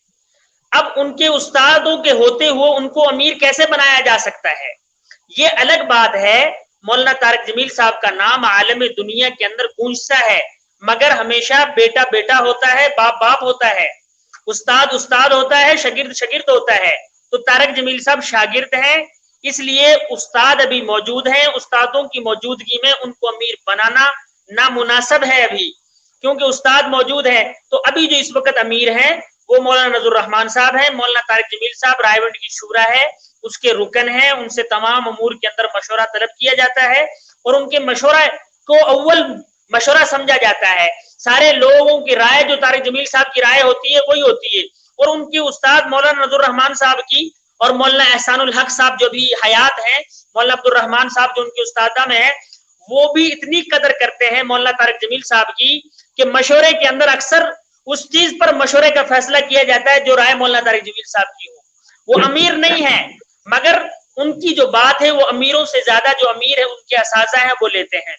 دوسرا سوال آپ نے جو سب سے پہلے کیا کہ فیملی بیک گراؤنڈ، یہ جب سلطان محمود غزنوی نے ملتان پہ حملہ کیا تھا، اور یہ جب تلمبا سے ہوتا ہوا گیا، تو اس کے بعد 1800 کے کچھ قریب بعد میں مولانا کا خاندان اس تلمبا شہر، میاں چنو شہر جو یہ ملتان ڈویژن ہے، اس کا جو ضلع ہے، سٹی ہے خانیوال، اس کی ایک تحصیل ہے میاں چنو، یہاں کا حکمران خاندان تھا، ایک بڑا بیک گراؤنڈ ہے ان کا سیاسی. پھر اس کے بعد ان کے والد صاحب مرحوم رحمت اللہ علیہ بہت بڑے جاگیردار تھے، بہت بڑے سرمایہ دار تھے، اور اس کے علاوہ ان کے والد صاحب ایک بہت بڑے سیاستدان بھی تھے. اپنے زمانے کے اندر پیر اسلم بودلہ صاحب ہوتے تھے، تو وہ جس طرف ہاتھ رکھ دیتے تھے اس طرف الیکشن پکا ہوتا تھا. تو ان کے والد صاحب، پھر ان کے بھائی ابھی اس وقت جو ہیں وہ سپورٹ کرتے ہیں پی ٹی آئی جماعت کو، پاکستان تحریک انصاف عمران خان صاحب کو. باقی مولانا طارق جمیل صاحب ہر زمانے کے اندر سارے سیاستدان ان کے پاس اگر گئے ہیں تو صرف اس لیے گئے ہیں کہ اللہ کے پیغام کو لے کر، اس کے سوا کوئی چیز نہیں ہے. لوگوں کی بعض کی یہ بات ہے کہ طارق جمیل صاحب عمران خان کی حمایت کرتے ہیں، تو دیکھیں دعا تو آپ بھی کر سکتے ہیں، میں بھی کر سکتا ہوں، اور دعا کے اندر اور ویسے بھی گمان کر سکتا ہوں. اور اللہ کے نبی نے فرمایا بہترین مومن وہ ہے جو مسلمان کے بارے میں اچھا گمان رکھے. تو مولانا سے جب یہ وضاحتی بیان لیا گیا کہ آپ تحریک انصاف کو سپورٹ کرتے ہو، عمران خان کو سپورٹ، جی کرتا ہوں میں، لیکن اس کا مقصد یہ تھا کہ سپورٹ کرنے کا کہ میں عمران خان کے لیے دعا کرتا ہوں کہ یہ جیسا کہہ رہا ہے کہ اسلامی فلاحی ریاست بناؤں گا میں اسے، تو اللہ کرے یہ بنائے، کرنے والی ذات تو اللہ تعالیٰ کی ہے، باقی نیت اس کی اچھی تھی. تیسری بات جو آپ نے بھٹی صاحب عرض کی کہ ان کے مولانا طارق جمیل صاحب کی شخصیت کے حوالے سے اور شخصیات میں جانے کے حوالے سے، تو مولانا ایک واحد شخص ہیں جنہوں نے اللہ کے دین کے پیغام کو بادشاہوں کے دروازوں تک اور ان لوگوں تک کے دروازے تک پہنچایا ہے جہاں تک شاید تبلیغ والے، نماز والے، مسجد والے کبھی نہ پہنچ سکتے. مثال کے طور پر جیسے کرکٹر اور فلم انڈسٹری کے اندر، سیاستدانوں کے اندر ہر محنت، ہر لائن کے اندر دین کی محنت کو پہنچایا ہے، اور اس کی مثالیں سعید انور اور اس کے علاوہ جنید جمشید ان کی دعوت سے مستفید ہو کر پھر دین پر چلے اور لاکھوں لوگوں کے لیے ہدایت کا ذریعہ بنے. تو یہ ان کی قربانی ہے، ان کا درد ہے جو ان کے دل میں تھا، جسے لے کر وہ کہتے تھے کبھی عرش پر، کبھی فرش پر، کبھی در بدر، کبھی ان کے در، غم عاشقی تیرا شکریہ میں کہاں کہاں سے گزر گیا. تو وہ کبھی ادھر گئے کبھی ادھر گئے، نہ دن دیکھا نہ رات دیکھا. مولانا کی زندگی سفروں میں زیادہ گزری ہے، بیوی بچوں کے ساتھ تھوڑی گزری ہے.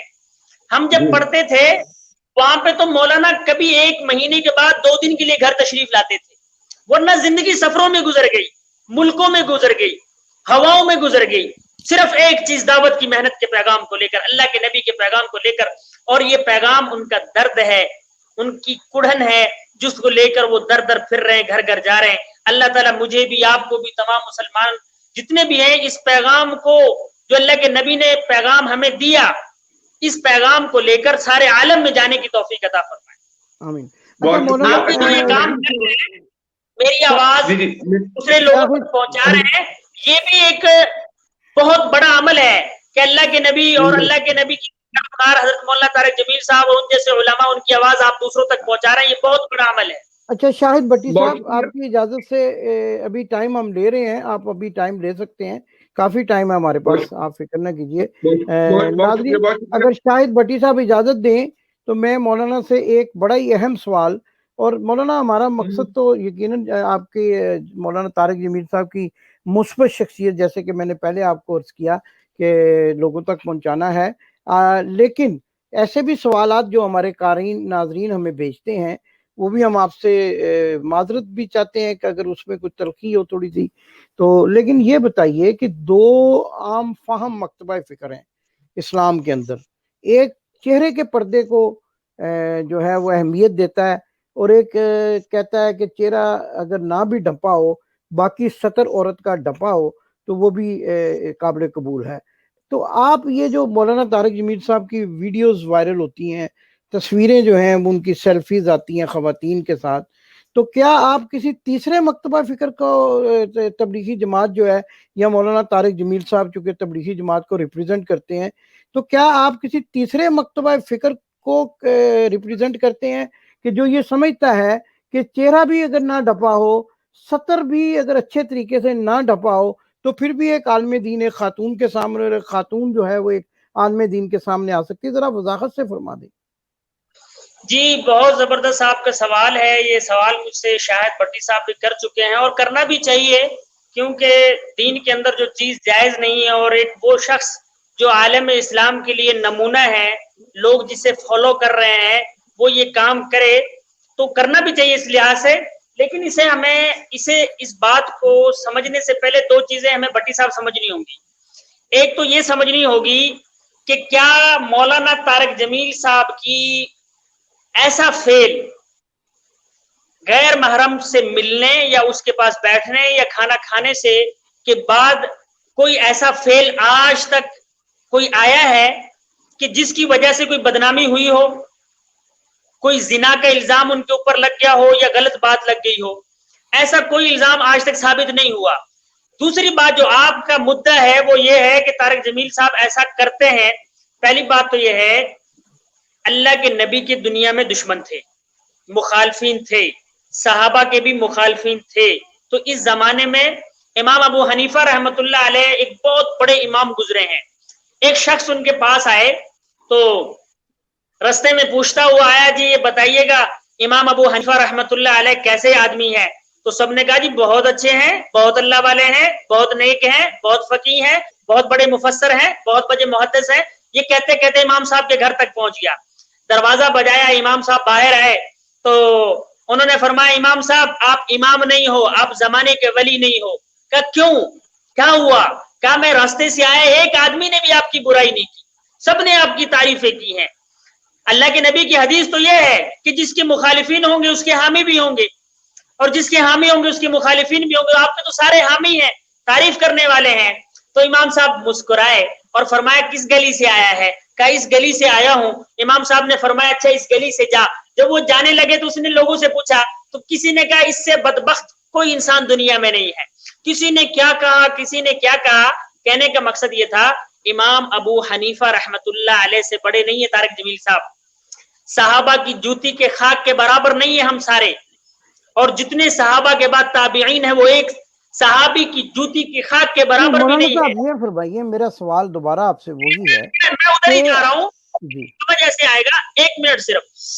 تو تمام صحابہ کی خاک کے برابر بھی نہیں ہے. طارق جمیل صاحب کی بات آئی, طارق جمیل صاحب کی جو بعض مخالفین ہیں وہ پہلی بات تو یہ ہے کہ وہ صورت میں اس کو ایسا ایڈٹ کر کے پیش کرتے ہیں کہ دیکھنے والا بھی حیران ہو جاتا ہے. پہلی بات میں آپ کو یہ بتا دوں.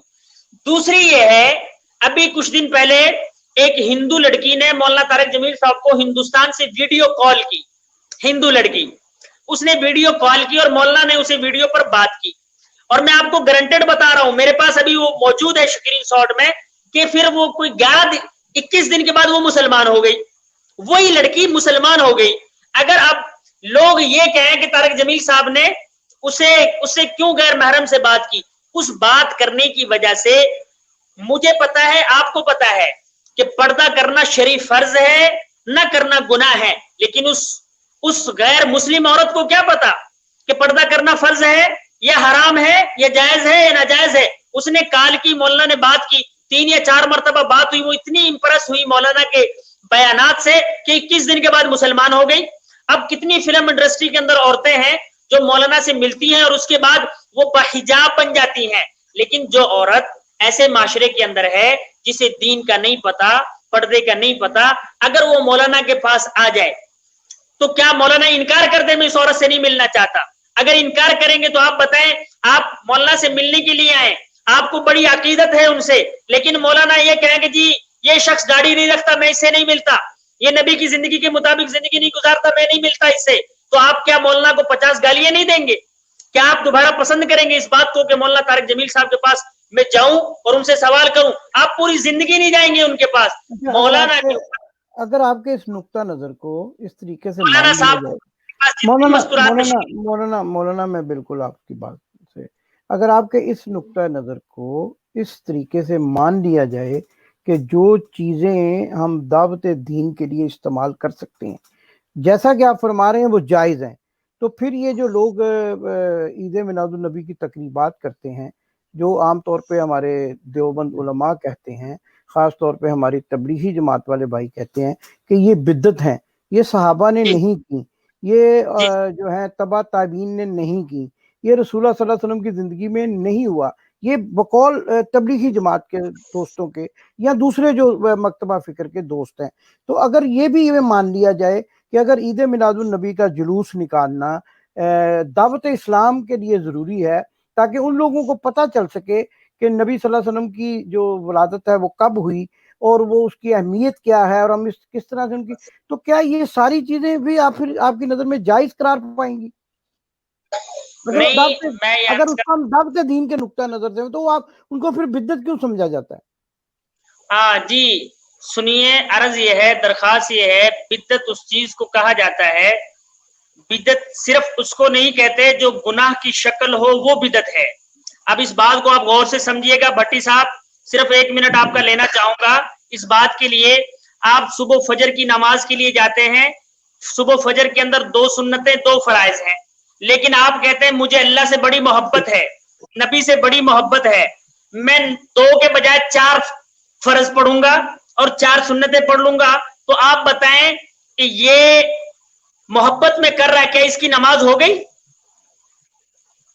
نہیں تو اگر آپ یہ کہیں کہ ایک آدمی دعوت اسلام کے لیے سارا دن لوگوں کو دکھا رہا ہے، نمازیں پڑھ رہا ہے کہ یہ بڑی دین کی بات ہے تو اس سے اسلام پھیلے گا، تو کیا آپ اس کو جائز قرار دے سکتے ہیں کہ وہ غروب جو ہے وہ جو یعنی جو ممانت کا جو ٹائم ہے اس میں بھی نماز پڑھ رہا ہے اور اس میں بھی وہ سجدے کر رہا ہے، یا سڑک کے اوپر جا کر تو سجدے کرنے شروع کر دے یا اپنی گاڑی کی چھت پہ بیٹھ کے سجدے، تو کیا آپ یہ سمجھیں گے کہ وہ اسلام ہی پھیلا رہا ہے اور اس سے دعوت پھیلے گی اور آپ اس کو جائز قرار دے دیں گے؟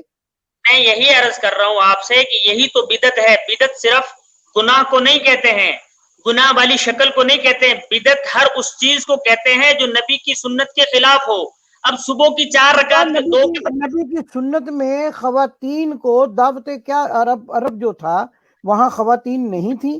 یا اس کے بعد بھی جتنی سلطنت امیہ عثمانیہ آئی یا اس کے بعد خلفائے راشدین کا دور آیا تو کیا خواتین کا وجود نہیں تھا اس وقت؟ تو کیا خواتین جو ہے خلفائے راشدین کے پاس نہیں آتی تھی دعوت اسلام کے لیے؟ تو کیا آپ بھی ان کو پردے کے بغیر ملتے تھے؟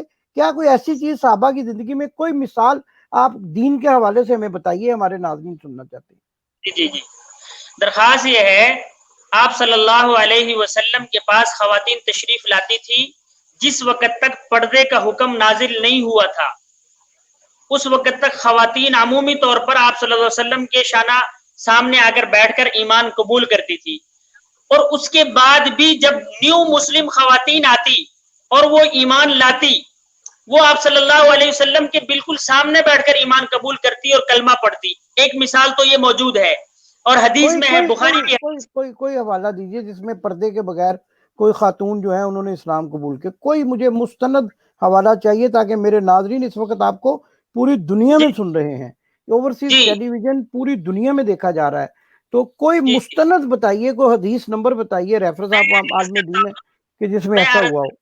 امام بخاری رحمت اللہ علیہ کی سب سے پہلی لکھی ہوئی کتب ہے، اس کا نام ہے ادب المفرد، ادب المفرد، اس کے اندر یہ حوالہ موجود ہے۔ آپ صلی اللہ علیہ وسلم، نہیں میرا سوال آپ شاید گڈمڈ ہو رہا ہے، آپ یہ بتائیے کہ اسلام تو خواتین نے قبول کیا، جی اسلام کی تو جید خواتین جو ہیں وہ تاریخ بڑی پڑی ہے ان سے، لیکن کسی عورت نے چہرے کے پردے کے بغیر نبی پاک صلی اللہ علیہ وسلم کے سامنے اسلام قبول کیا، آپ یہ فرما رہے ہیں، کیا ایسا کوئی حوالہ موجود ہے؟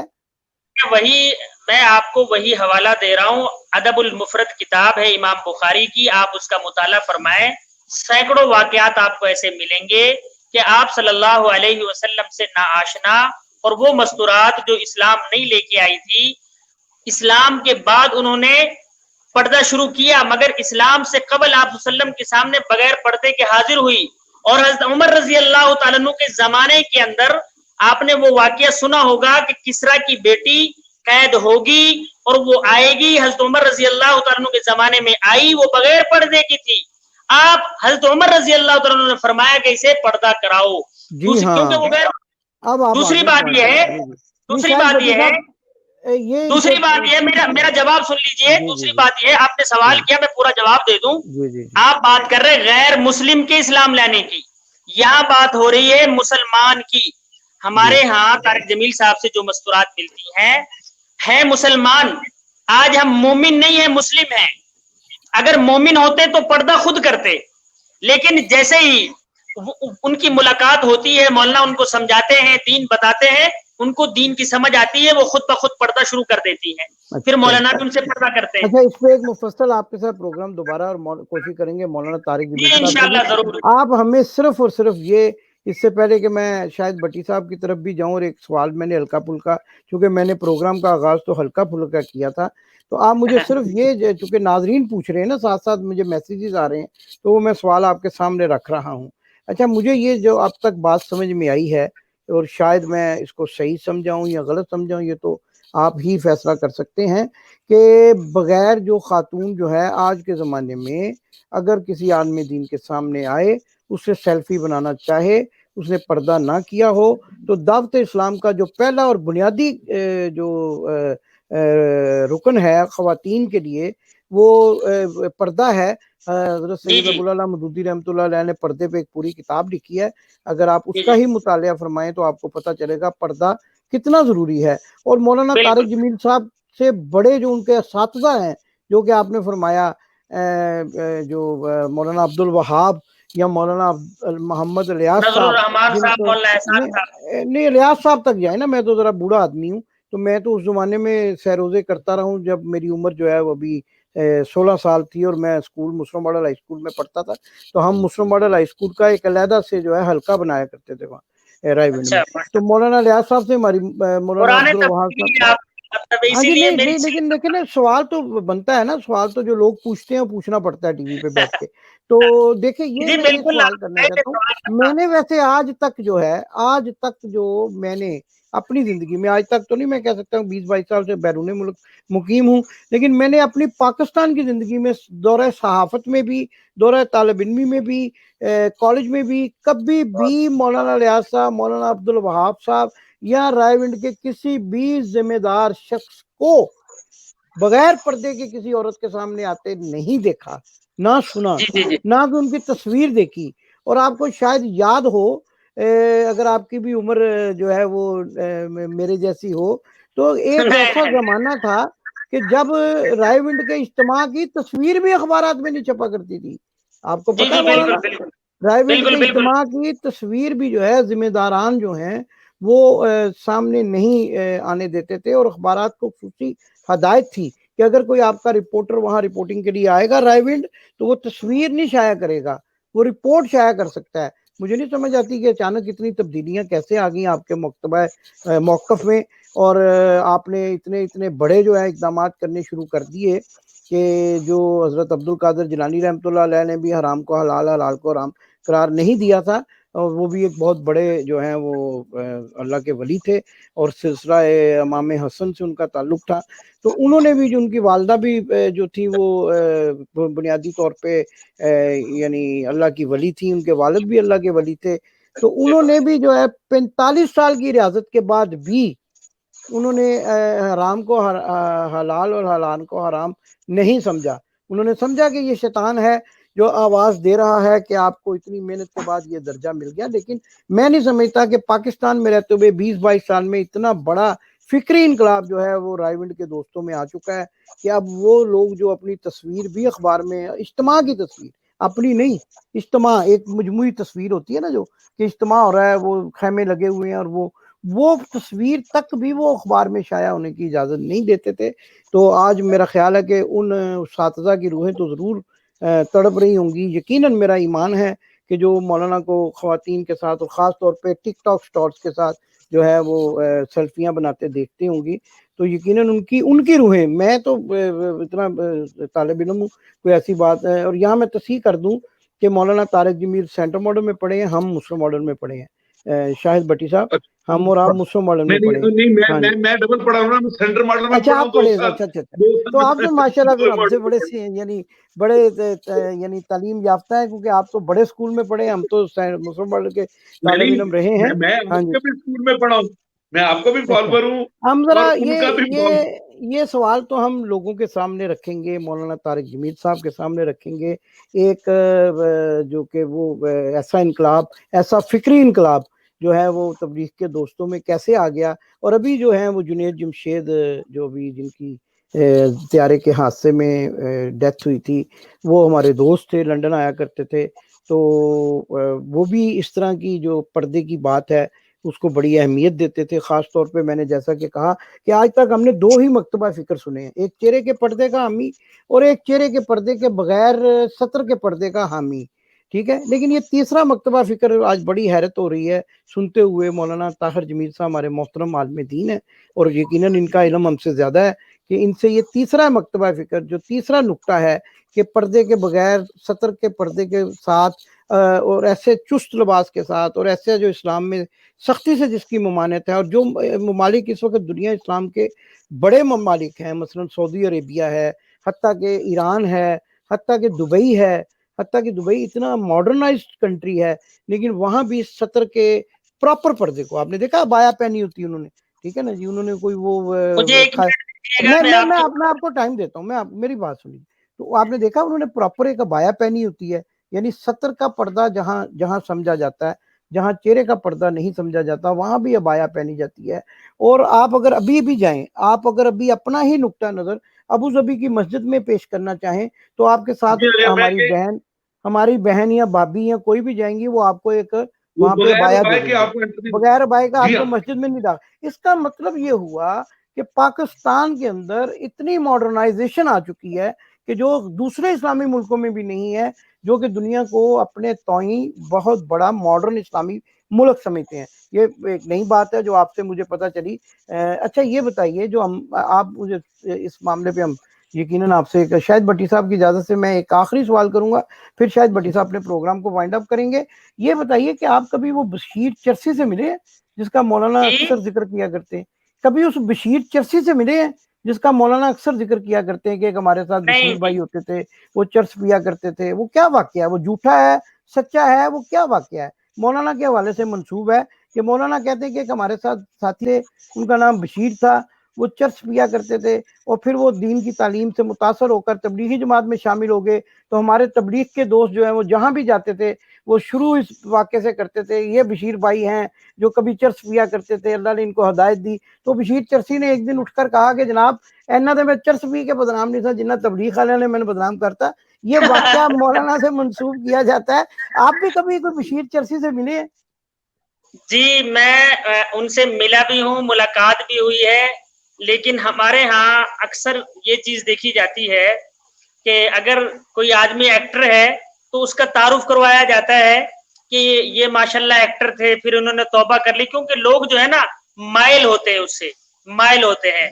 تو وہ جا کے مجمع کے اندر اکثر تبلیغی بھائی کہہ دیتے تھے کہ بھائی یہ بشیر چرسی ہے, یہ چرس پیا کرتے تھے, دیکھو اللہ نے تبلیغ کی برکت سے انہیں ہدایت دی. تو یہ واقعہ مولانا کا واقعی سچا ہے. یہ ایک ذمہ دارہ جماعت چلتی تھی مولانا کی, کوئی 18 سال وہ جماعت چلی ہے. سن 2000 سے لے کر 1990 سے لے کے 2005 تک وہ جماعت 15 سال چلی ہے, اس کے اندر چلا کرتے تھے. دوسری بات ایک میں چھوٹی سی آپ کی اجازت سے, آپ کی بساطت سے کہنا چاہوں گا, میں نے جتنا بات کی ہے آپ سے میں نے کہیں یہ نہیں کہا کہ یہ جائز ہے مولانا کے لیے یا مولانا صحیح کر رہے ہیں یا مولانا کی زندگی کے اندر جو مستورات مل رہی ہیں. ہاں آپ نے کہا کوئی حوالہ دے دے غیر مسلم کا, میں نے غیر مسلم کا حوالہ دے دیا. یہاں پہ میں صرف ایک بات کے ساتھ اپنی بات ختم کرنا چاہوں گا. طارق جمیل صاحب سے کراچی کے مفتی ابو لبابہ شاہ منصور ہیں, انہوں نے خط لکھا کہ حضرت آپ ہمیں اس بات کا جواب دے دیں کہ آپ آج کل بہت زیادہ غیر محرم سے ملتے ہیں, تو کیا حکم ہے, اب کیا کرتے ہیں, یہ تو اسلام میں جائز نہیں ہے. تو انہوں نے ایک چھوٹا سا جواب لکھا کہ ایک گناہ اختیاری ہے, ایک اضطراری ہے. اضطراری جو ہوتا ہے جو اب نہ اس کی خواہش ہو, نہ اسے کرنے کا ارادہ ہو, اور نہ اسے کرنے کے بعد کوئی اس پر خوشی ہو, یہ گناہ اضطراری ہے. اور اختیاری یہ ہے کہ اسے کرنے کی خواہش ہو, پالے تو اور خوشی ہو, اور کرنے کے بعد اور خوشی ہو. کہا اگر مستورات مجھ سے ملتی ہیں تو میرا اس میں کوئی قصور نہیں ہے, کیونکہ اگر ایک عورت میرے پاس آ رہی ہے تو میرے پاس آ کر اسے روکنے کا اختیار نہیں ہے, اسے کہنے کا اختیار نہیں ہے. انہوں نے پھر مثال دی کہ میں نواز شریف کے گھر گیا تو اس نے دسترخوان لگوایا, مطلب ٹیبل لگوایا, تو وہاں مریم نواز بیٹھی ہوئی تھی, میں بھی بیٹھ گیا جا کے کھانے کے لیے. اب اس میں میرا کیا اختیار ہے؟ تو یہ اضطراری ہے، اختیاری ہے۔ مولانا ذرا میں تھوڑی سی اپنے ناظرین کے لیے اردو ادب کا طالب علم ہونے کی حیثیت سے استقراری اور استعماری کی جو آپ نے دی ہے مثال، اختیاری اور استقراری، تو اس کے بارے میں چونکہ ہم نے یہ ہلکا پھلکا پروگرام، چونکہ بالکل یہ مولویت والا پروگرام نہیں ہے، یعنی یہ ذرا ہلکا پھلکا ناظرین، وہ جیسا آپ کہہ رہے ہیں کہ دعوت کے لیے ہے کہ ناظرین اچھی باتیں بھی سنیں، مولانا جو ہوتے ہیں، مولوی جو ہوتے ہیں، ان کے اچھے پہلوؤں سے بھی واقف ہوں اور اس سے راغب ہو کر وہ ان کے قریب ہوں. یہ ہمارا مقصد ہے بیسیکلی پروگرام کا. آپ سے مطلب جو سوالات کیے ہیں وہ سوالات ہیں جو ناظرین پوچھ رہے ہیں، لیکن مقصد یہی ہے کہ آپ کو ان پہلوؤں کی طرف لے جایا جائے جن سے خوفزدہ ہو کے لوگ مولویوں کے پاس نہیں آتے. تو یہ بتایا جائے کہ جو مولوی حضرات ہوتے ہیں وہ بھی اللہ کے بندے ہوتے ہیں، اللہ کا پیغام آپ تک پہنچا رہے ہوتے ہیں، نرم خو ہوتے ہیں. یہ ہمارا پروگرام کا مقصد ہے. تو آپ نے جو مثال دی اس میں مجھے وہ ایک اپنے ناظرین سے بھی اور آپ سے بھی سب سے معذرت ایک لطیفہ یاد آ گیا کہ وہ ایک مرغی جو ہے وہ ایک مولوی صاحب کے ہمسائے کے صحن میں جو ہے وہ گھوم رہی تھی. تو وہ مرغی ان کی بیگم صاحبہ نے دیکھی تو ان کا کوئی بچہ تھا، اس نے چھت وہ پھلانگی دیوار، تو وہ مولوی صاحب کا بیٹا وہ مرغی لے آیا، لا کے انہوں نے اللہ اکبر بسم اللہ الرحمن الرحیم ذبح کر ڈالی. تو اب مولوی صاحب تشریف لے آئے تو دسترخوان سج گیا، جیسا کہ آپ نے فرمایا کہ میاں نواز شریف کا تو خیر دسترخوان مولویوں کے دسترخوان سے بہت ڈفرینٹ ہوتا ہے. وہاں تو مریم کا خیال کہاں آنا ہے، وہاں تو کھابے ہی اتنے خوبصورت ہوتے ہیں کہ بندہ وہ خیالوں میں کھو جاتا ہے اور پھر کھانا وہاں سامنے بیٹھے کا کیا پتہ چلتا ہے کون بیٹھا ہے کون نہیں. اچھا، اور باز شریف صاحب ویسے بھی ایک اچھے نیک انسان تھے، ان کو ملنے شاید مولانا گئے ہوں گے وہاں. تو وہ جو ہے وہ جب مولوی صاحب نے دیکھا کہ وہ مرغی پکی ہوئی ہے اور شوربہ اور وہ سارا وہ، تو انہوں نے کہا یہ مرغی کدھر سے آئی؟ تو وہ خاتون خانہ نے جو مولانا کی بیوی نے کہا کہ ڈرتے ڈرتے کہا سرکار وہ یہ مرغی جو ہے وہ ہمسایوں کی ہے اور وہ بیٹا گیا تھا اور اٹھا کے لے آیا، ہم نے ذبح کر کے ڈال دی. اوہو، انہوں نے کہا یہ تو حرام ہے میرے لیے. تو انہوں نے کہا یہ گھی جو ہے، یہ گھی اور یہ جو مسالہ ہے، انہوں نے کہا یہ ہمارے گھر کا ہے جی، ہم نے اپنے برچی خانے سے استعمال کیا. انہوں نے کہا ٹھیک ہے پھر تم ایسا کرو کہ جو شوربہ ہے نا وہ مجھے ڈال دو. تو انہوں نے وہ جب وہ پنجابی میں جس کو تلمبے میں یا ملتان میں، مولانا صاحب کہاں تشریف لے گئے آپ؟ یا آپ سن رہے ہیں میری آواز؟ مولانا صاحب کا آپ نے لگتا ہے وہ بٹی صاحب سنیے نا پورا، میں ذرا آپ کو واقعہ سنا دوں. انہوں نے وہ جو ہے نہیں وہ آئیں گے، وہ ہمارے دوست ہیں، ہمارے بھائی ہیں، ہم ان سے باتیں کر رہے ہیں، بڑا لطف اندوز ہو رہا ہوں میں ان کی باتوں سے. اور میں بہت یقین مانیے بڑے دنوں سے شدید میری خواہش تھی کہ میں مولانا صاحب کی ذاتی زندگی کے بارے میں کوئی معلومات لوگوں تک پہنچاؤں. لوگ جو ہے میں نے ان کو جیسا کہ جی آپ کیجیے گا، ابھی بہت ٹائم ہے بہت، لیکن میں یہ وہ واقعہ پورا کر لوں. تو وہ جب انہوں نے کہا کہ یہ جو مسالہ ہے، انہوں نے کہا یہ ہمارے گھر کا ہے. انہوں نے کہا اچھا ٹھیک ہے پھر ڈالو. پھر تو وہ تلمبے میں اور ملتان میں اور ہمارے آپ نے وہ بھی بٹی صاحب میں تصحیح کر دوں، ان کا علاقہ میاں چنو ہے، چیچا وطنی نہیں ہے، ٹھیک ہے جی.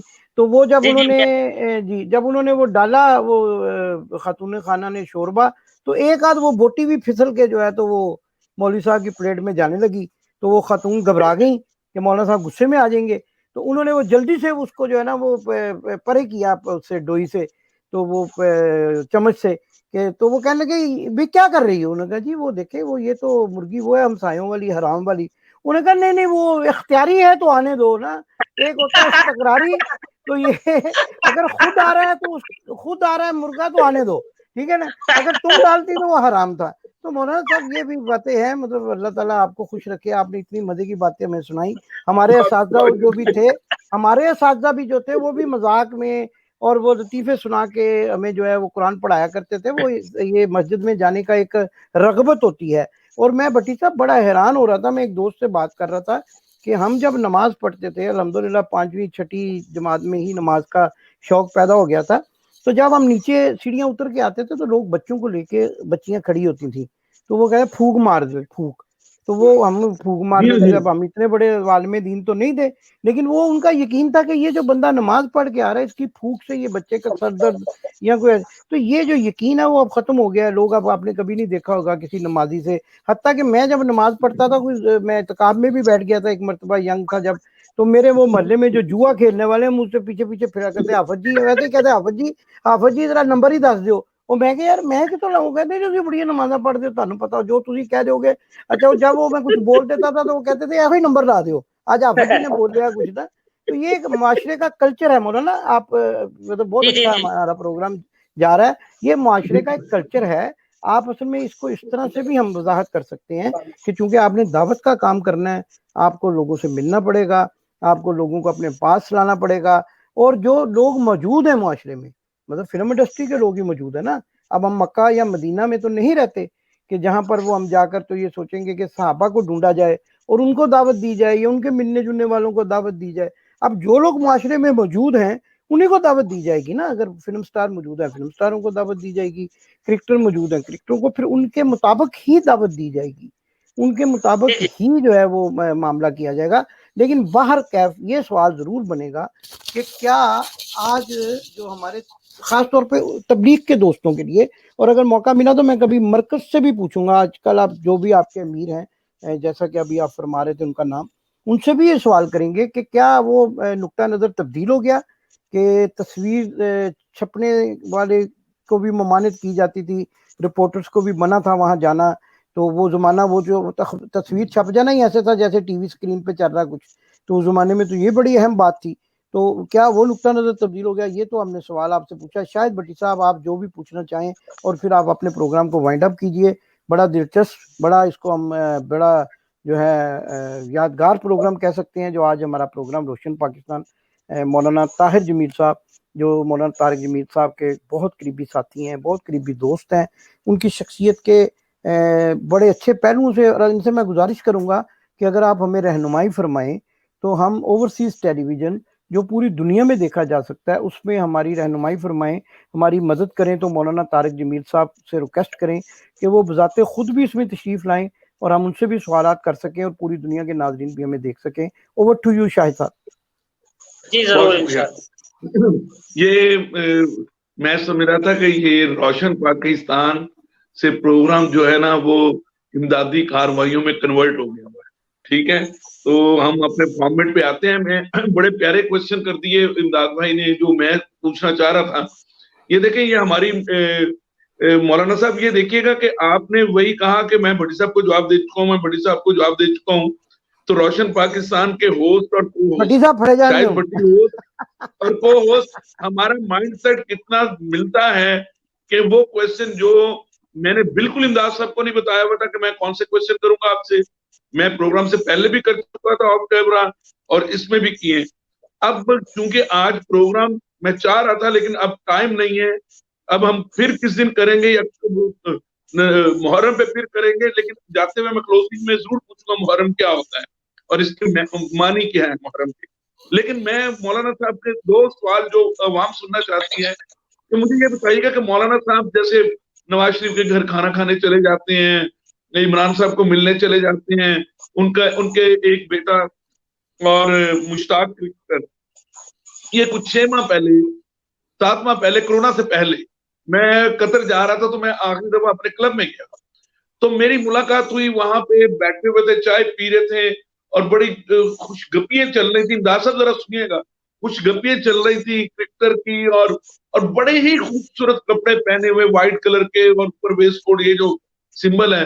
تو جیسے میں انٹر ہوا تو میں نے کہا وہ مشتاق کیا حال ہے, تو وہ سارے کھڑے. اچھا مجھے نہیں پتا تھا کہ وہ مولانا طارق جمیل صاحب کے صاحبزادے ہیں اور ان کے دوست ہیں. تو وہ پتا چلا کہ ڈیفینس لاہور میں وہ رہتے ہیں اور وہ یہ مولانا صاحب کے صاحبزادے ہیں. وہ کچھ شکل بھی ان سے مل رہی تھی.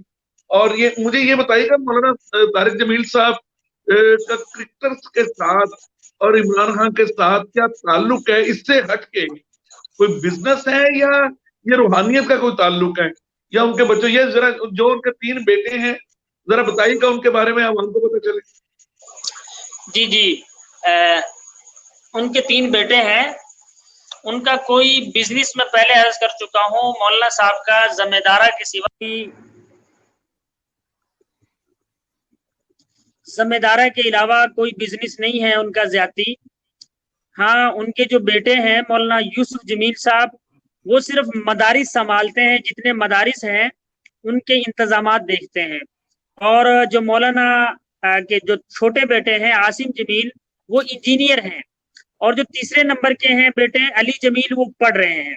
باقی ان کا صرف روحانی تعلق ہے مولانا سے محبت کی وجہ سے, عقیدت کی وجہ سے, کرکٹر سے ایکٹر سے ملتے ہیں, باقی کوئی بزنس یا کسی اور ایشو پر وہ ملاقات نہیں کرتے. اچھا بہت شکریہ. اور یہ تو مولانا صاحب کی فیملی کے 3 بیٹوں کی بات آ گئی, اور مولانا صاحب کہاں چلے گئے؟ میں نے پوچھنا تھا کہ مولانا صاحب کے جو 2 داماد ہیں, کیا ان کا کوئی بزنس میں پچھلی گورنمنٹ سے یا اس گورنمنٹ سے کوئی تعلق تو نہیں تھا؟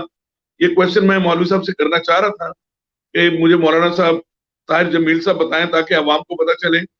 تو یہ امداد میں یہ بڑا, ہاں جی آگے ہیں, میرے خیال کوئی نیٹ کی پرابلم چل رہی ہے, یہ آخری کوشچن کر کے پھر ہم اس کو سمجھ کر. اچھا یہ بہت شکریہ.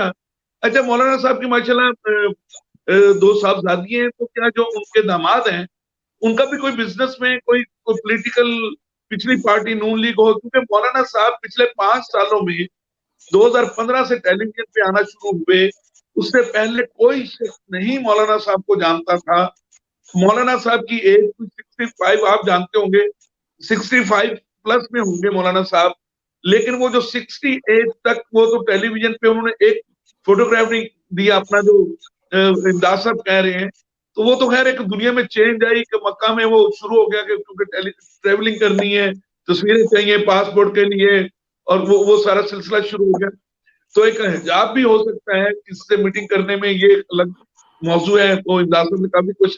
مولانا صاحب کے 2 جو داماد ہیں ان کا بھی تو کوئی بزنس کے ساتھ پچھلی گورنمنٹ یا اس گورنمنٹ کے ساتھ کوئی تعلق تو نہیں ہے؟ نہیں جی, جو مولانا کے ایک بیٹے ہیں, مولانا ایک داماد ہے مولانا عدنان صاحب, جو چھوٹے داماد ہیں, ایک بڑے داماد ہیں. جو بڑے داماد ہیں وہ بڑے ذمہ دار ہیں, جیسے مولانا صاحب بڑے ذمہ دار ہیں ایسے ہی وہ بھی بڑے ذمہ دار ہیں. اور جو ان کے چھوٹے داماد ہیں مولانا عدنان صاحب, وہ مولانا کے ساتھ ہی ہوتے ہیں, اور مولانا کے باہر ملک جانے کے پاکستان میں جتنے ٹور ان کے ہوتے ہیں ان تمام کی ترتیب اور وہ ساری ذمہ داریاں وہ ان کے ذمے ہوتے ہیں. اور ان کا ایک مدرسہ ہے, دینی مدرسہ, میلسی کے رہنے والے ہیں, میلسی میں ان کا ایک مدرسہ ہے, وہ مدرسہ چلاتے ہیں. بہت شکریہ. آخری یہ کوشچن کیجیے گا کہ یہ جو اوورسیز ٹرپس ہوتے ہیں اور یہ جنید شمشید اللہ تعالیٰ اس کو جوار رحمت میں جگہ دے, انہوں نے کوئی مولانا کے ساتھ مل کے کوئی ٹورزم کا یا اس کا عمرہ حج پیکج کا کوئی اپنا کاروبار کر رکھا تھا جو میرے نوٹس میں آیا؟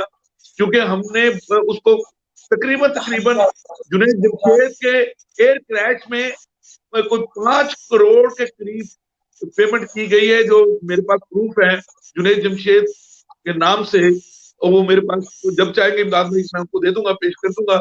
آپ بتائیے گا مجھے کہ آپ کو ان کا کوئی کاروبار تھا جنید جمشید کے ساتھ؟ نہیں مولانا جی مولانا طارق جمیل صاحب کا جنید جمشید کے ساتھ کوئی کاروبار نہیں تھا. البتہ جنید جمشید ٹریول ان کی اپنی ایک کمپنی ہے, بھائی بشیر صاحب ہیں, بھائی شاہ صاحب ہیں کراچی کے, بھائی مدثر صاحب ہیں, وہ کافی ساتھی ہیں کراچی کے, ان کی اپنی ایجنسیاں ہیں, اپنی ایک ٹریول بڑی کمپنی ہے. مولانا صرف ان کے ساتھ جاتے تھے اور ان کے ساتھ ہی حج کا سفر کرتے تھے اور ان کے ساتھ ہی جہاز میں ہوتے تھے, اور ان کا جو عملہ یعنی جتنے لوگ جنید جمشید کمپنی کے ساتھ حج پر جاتے تھے ان کو تربیت اور حج کی جتنی نشستیں ہوتی تھی وہ کرتے تھے ان کے ساتھ. باقی مولانا کا زیادتی کوئی ان ساتھ کاروبار یا بزنس میں شیئر شاہد بھائی کا یہ سوال ہے کہ کیا وہ اس کا معاوضہ بھی لیتے تھے؟ نہیں جی, کوئی معاوضہ مولانا کسی چیز کا بھی معاوضہ دنیا کے اندر کوئی یہ ثابت نہیں کر سکتا. مولانا نے آج تک کسی سے کسی بیان پر, کسی ٹی وی اینکر سے یا کسی ٹی وی شو کا یا کسی حج پیکج پر کسی پر کوئی معاوضہ نہیں لیا میرے علم کے مطابق.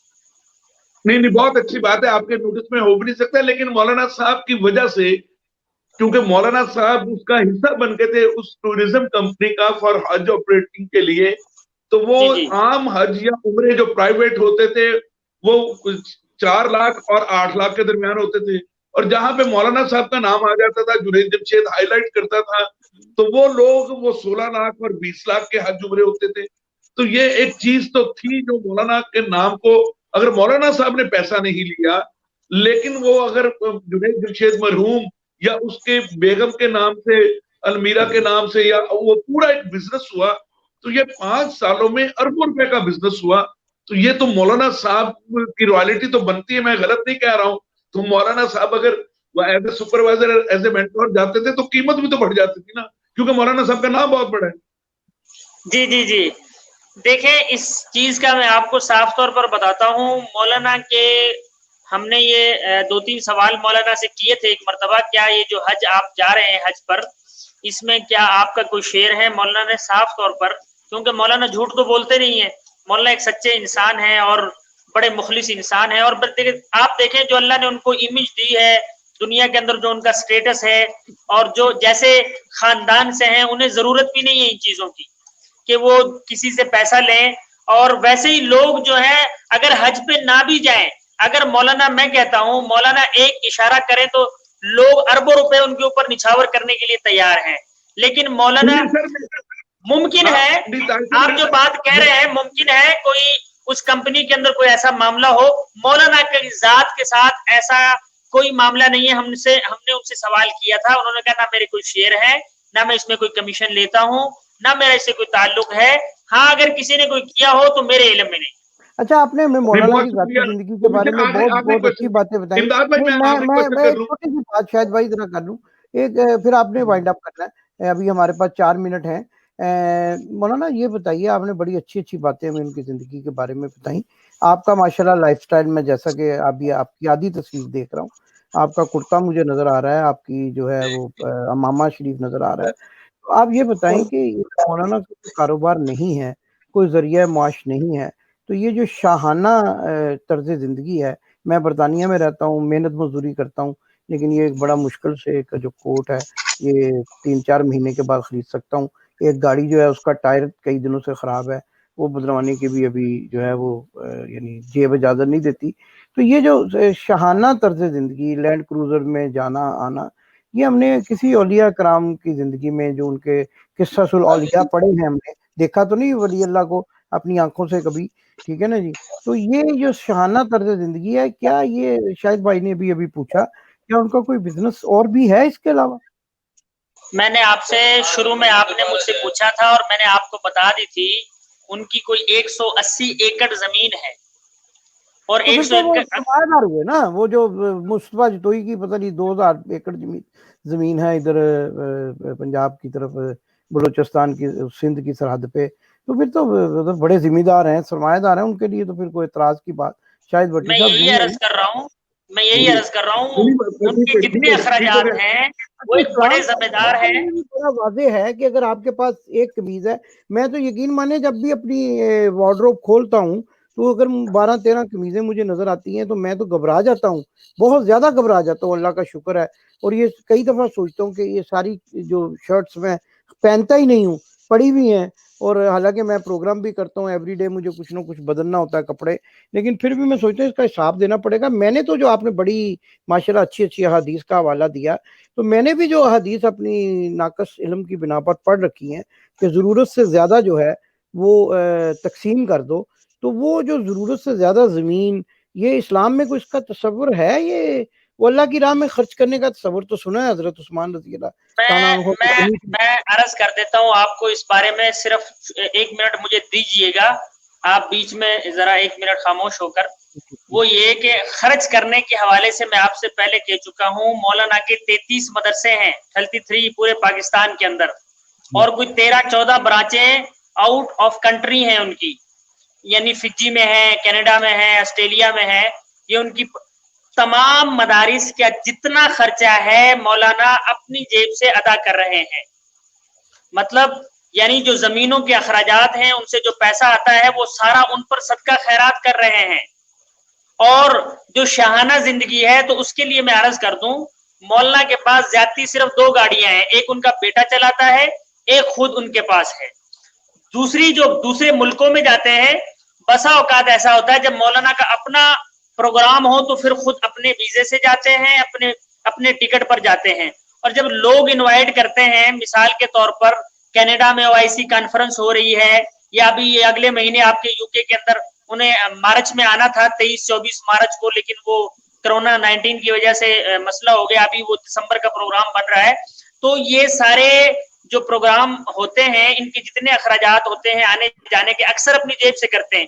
لیکن بسا اوقات جو لوگ بلاتے ہیں اپنی محبت عقیدت کے اندر, وہ پہلے سے خود بغیر بتائے کر کے بھیج دیتے ہیں, یہ جی آپ کا ٹکٹ ہے, یا یہ آپ کے سفری اخراجات کے لیے ہیں تو مولانا بالکل ان کو منع بھی نہیں کرتے ہیں، مگر اپنی زبان سے سوال نہیں کرتے، کسی سے لیتے نہیں ہیں، چندہ نہیں مانگتے، کوئی ان کی ویب سائٹ نہیں ہے آپ اس پر چندہ.